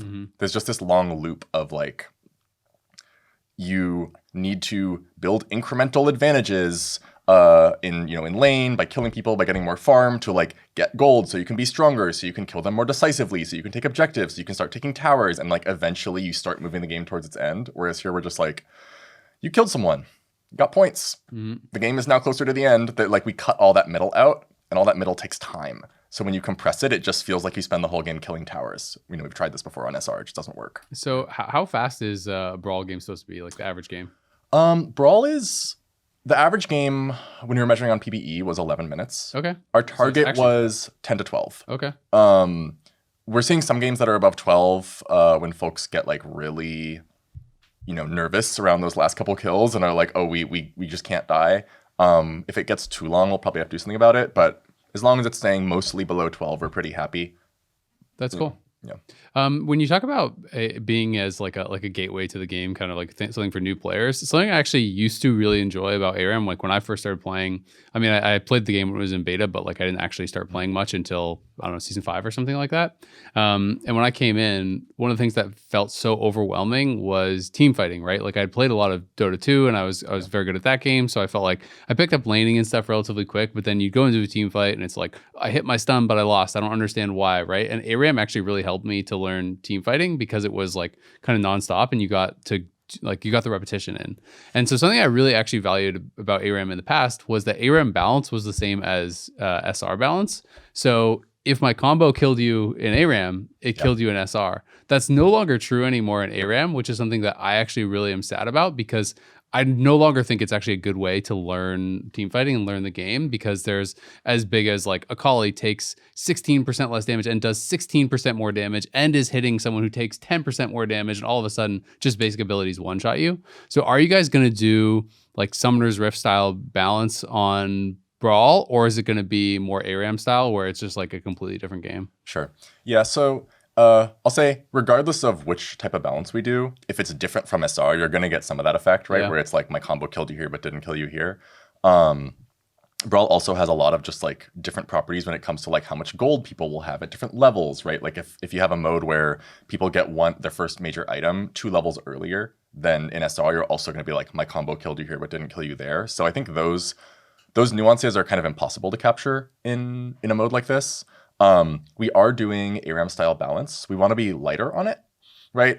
We started with nerfs to Seraphine and Sona because they were very obviously overpowered, and we wanted to launch with some to set the precedent that we're going to do this, actually to like not get the hopes up for players like yourself who are like, I hope they don't do this. Crushed my dream from day one. Well, it's a lot better than I didn't want to see a bunch of Reddit posts. Go screw yourself. Thank God they're not doing ARAM balance, and then like the next day we ship ARAM balance. I'm on the other side though. I hated ARAM for the longest time when it came out, but now I like it. I think the ARAM balance is a big part of it because like you look at what like some champs like Seraphine, Sona, Ziggs, Xerath, whatever, like they're super nerfed in ARAM, and even then they're still kind of annoying. But it's just like if they weren't nerfed, the game would not be playable. So or I like could go on a whole ARAM rant. Yeah. I'm holding it in. No, it's like I don't know. Like it's I think they're good. I think they're necessary, and I think without it, it would suck. Yeah, I think You gotta hold it back.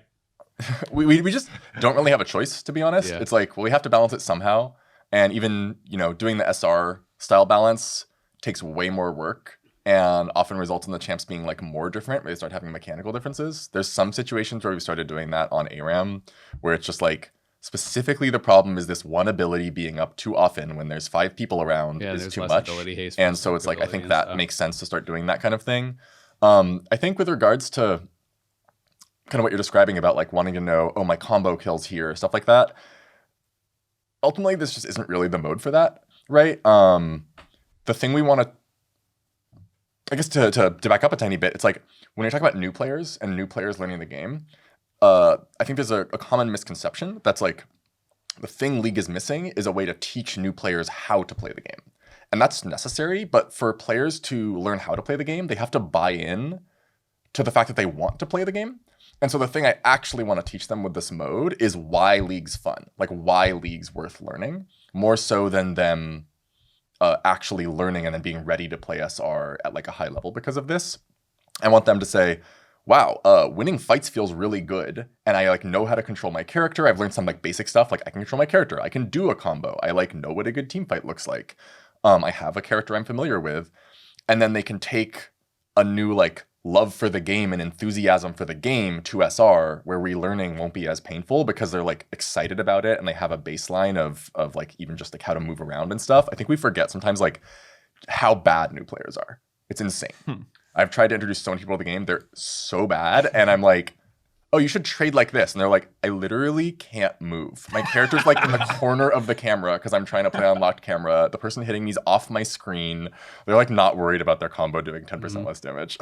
How that makes me think of immediately like how's the matchmaking and stuff for this mode, because one of the big things like with normal games and stuff is there's Smurfs and so you're still probably gonna see roughly the same amount of smurfing and things like that. I think that one thing that's notable is this mode actually should be, I believe, a bit worse to level up in, just like efficiency wise, and that's not due to anything intentional. It won't be flooded with bots. Yay! That's the hope, because it's not due to anything really intentional. It's just like leveling up is a function of how long you spent in game. We use the same formula as SR, and when you have shorter games, you spend more time out of game by some amount, right? So even like a small difference in efficiency there, I'm hoping can lead to just like fewer bots, fewer Smurfs who are trying to level up. You're going to get some.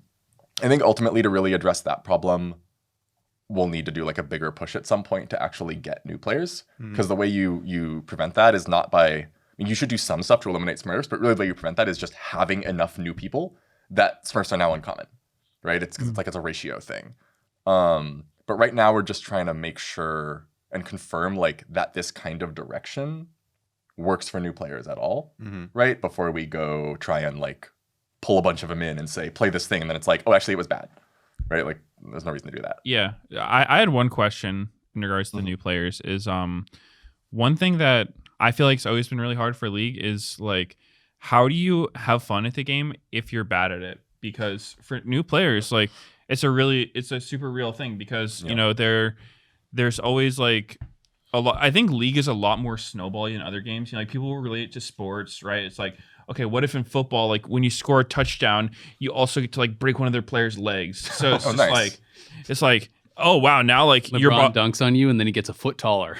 Yeah, it's like you're winning, but now it's also easier to keep winning. And so I think that it kind of like amplifies the skill gap between players. And I think that I guess my hope for something like Brawl would be that it's not super snowbally, because in my mind, it's like what I hope for in a deathmatch, actually, like I haven't played Brawl yet. I've seen the show match, but I haven't played it myself, is you know, being able to just like lock in your favorite champion, whatever it is. Like say I'm a Zed player. I started playing because I saw the like season 3 Faker versus Ryu Zed 1v1, and I want to just like go in and try to solo kill people with Zed and like not care at all about anything else.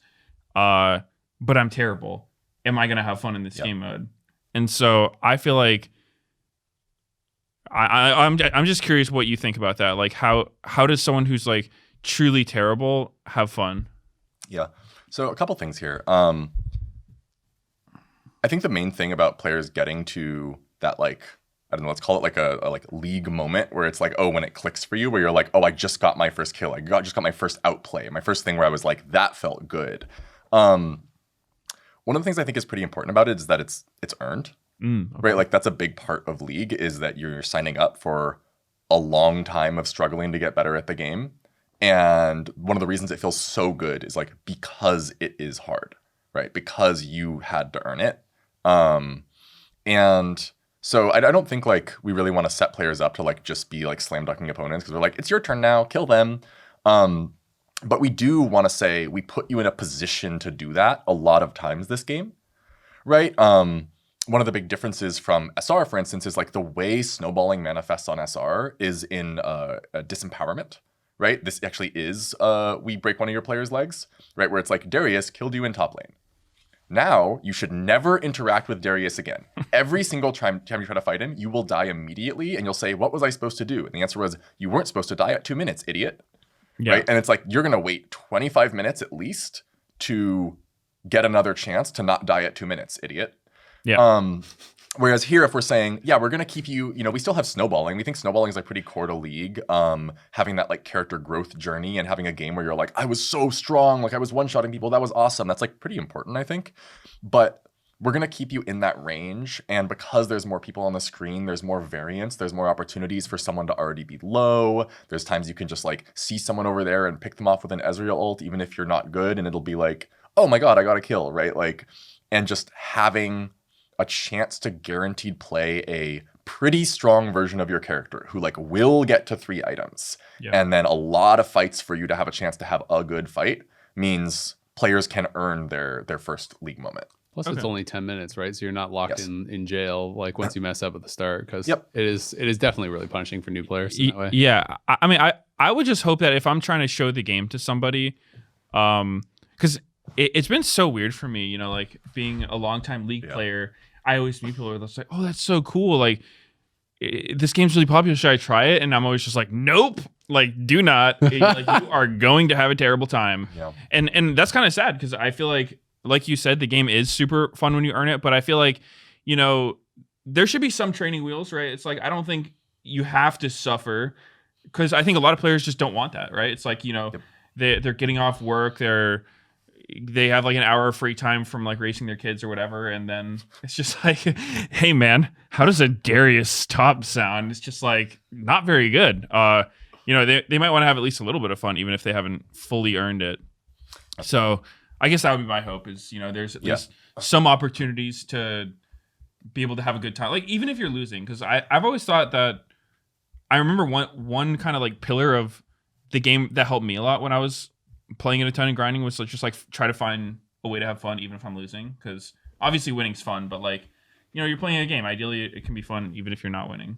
Yeah, no, totally agree. I do think it's telling that your picture of a new player to League in 2025 is someone who has 1 hour of free time after raising their kids.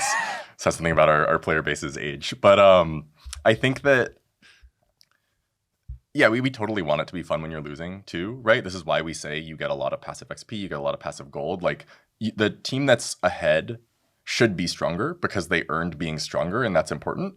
But stronger doesn't mean you guaranteed win. Stronger doesn't mean you win all the interactions. Like what we're seeing is it's a ton of back and forth. The team that wins early can totally start losing later. And we also have some like snowball protection in place as well. Basically, if the points get too far apart at any point in the game, we give the losing team something we're calling Yordle Magic. And it just increases your damage dealt, decreases your damage taken by kind of a flat amount, and then has a scaling effect on getting more points for kills, which will bring the game back into reach. It will never slingshot the losing team ahead because it will turn off once the game gets close enough again. But that's intended to be there to say, yeah, you are behind. And it's very clear to everyone that you're behind. That's like when it turns on is when it's like, okay, that makes sense. That was our razor for that. And then here's a chance, like rally around this thing that now you're stronger and you can go try and take someone down. Additionally, we're also using the Nexus splits on Fire buff, which cuts both ways. Yeah. It was a really clever piece of design, I thought, from Nexus splits, where it says, like, you do more damage and have way shorter cooldowns, but also you take more damage. Yeah. And give a bunch of gold when you get killed. And so the on fire buff is kind of a sneaky way to like acknowledge that players are doing well and make them feel awesome about being on a hot streak, while also giving them like a really juicy bounty and getting them killed. It's like you're on fire, like you're really strong. Play carefully because you're gonna get one shot, right? And then it's like a way to like get back in the game. Yeah, because one thing that ARAM has that I always thought was kind of a cool, kind of like, I don't know if I'd call it like anti-snowbally, but the fact that you can't recall. And so in Brawl, you can recall. Yep. Because in ARAM, it's like, even if you're hard winning, eventually, even if you keep killing them, they're coming back getting stronger with items, and you have to die before you can get your items, right? And so in Brawl, it doesn't have that. Are there concerns about, when I was watching this show match, one of the things that, or I guess the first thing that popped into my mind is I'm like, okay, what is stopping somebody from just having this like crazy front to back team comp, like 2 tanks, a mage, an AD carry, and an enchanter, because it feels kind of like if you just are perma wave clearing and pushing them in, you're gonna win, and there's not a whole lot of opportunities to like get 1v1s or anything other than just like a full-on team fight. So I'm curious what systems are in place to kind of prevent that. Yeah, that's a really good question. I think that a couple things. So first off, a lot of times you just don't control your team comp, right? This is uses the swift play method of getting into game. You just pick your favorite champion and then you're in the game. We don't even have to actually make you pick a second champ because there are no roles. So there's no like in demand, like you have to queue for jungle because no one's queuing for jungle. We just say pick whoever you want and go in the game. So you don't know who your teammates are going to be. So it's like pretty uncommon to end up with a really insane team comp. That said, if you're 5 stack or if you just get lucky, you can have a really good comp. We kind of shaped the map to have like different methods of winning the game, different types of things all sorts of classes could be good at. So it's like, you're totally right, where it's like just in mid lane in an ARAM style brawl, front to back comps are probably going to be really good. They probably get countered out by poke comps, for instance, in that environment. But also, skirmishers, assassins have a lot of opportunities on the side to go take the Gromp, take the buffs. These give a ton of gold, and they're going to be way better when the fights get a little more spread out, right? Like one of the purposes of the way we designed the map was to like pull apart team comps like that. So you're front to backing really strong in mid, but you can't control top and control bot at the same time. You're going to be giving up a lot. And so you're going to end up with like really, really strong Kha'Zix on the other team. Like this is actually what we saw in the show match with Inspired, was it was like, he was actually against a pretty good front to back comp, but he was just so fed because he just was totally controlling all these camps. Okay. That's cool. So yeah, I just like the idea of being able to, play with anything, because one of my ARAM experiences I feel is horrible is like, I never pick a melee champion ARAM that's not a tank unless there's a tank on my team, because if your team is, like 380 carries and a mage, and then you want to play like Yone or something, it's like you're gonna have the worst time ever. Like you're actually just gonna feed, like, and it's not your fault. There's nothing you can do. So that's cool that there's more options to like, get these 1v1s or whatnot. So do you have any concern about, it's like you're talking about, okay, the counterplay is there's this huge importance on jungle camps and like avoiding the fights and, getting these. And it's like, that sounds almost somewhat counter to like what you're talking about as far as like, okay, we're going to like go in as like 5 new players and we're going to fight them the whole time and we're going to win. And it's like, actually, I'm playing Nunu and all I'm doing is stacking camps and then I'm coming back and I'm Thanos because I'm 3 items ahead. Like, is that a Thanos concern? Nunu? Yeah. So I think the situation you're describing is one where the Nunu is like better and more savvy than everyone else in the game, right? So if you're like queuing up with a bunch of new players and you're the only player who knows that the side camps are valuable, then you will probably win. And you will probably quickly climb an MMR to a point where the other people in the game also know that the side camps are valuable. Because what we see is, even with experienced players, it's like when they come into Brawl for the first time, the first couple games, they're playing like ARAM, right? They're like, they're like forgetting they can recall. They're just dying. But also they're like not really understanding the value of the side camps. They're mostly hanging out in mid, just fighting there. But once people start, taking a side camp and realizing like, oh, that gave a lot of gold, or they just like have a game where they do that and say like, wait, I actually got 6 items. That's crazy. They start playing for it more. This kind of happens for everyone around like late game 2 or in game 3. And then at that point, it actually becomes kind of just a really like dynamic, constant skirmishing environment instead of like the constant 5v5 environment of ARAM, which I think was the intent. And I think it's like played out pretty well, where Nunu can only do that if his opponents don't know Nunu is doing that. Right? If they're not like, we should stop him. Like, we should be meeting him at these camps. We should be going and hiding in the brush and ganking him. And then Nunu's like, my allies, you got to back me up. I'm going for these camps. And then it's like, cool, now you have a skirmish. Or even a full-on team fight.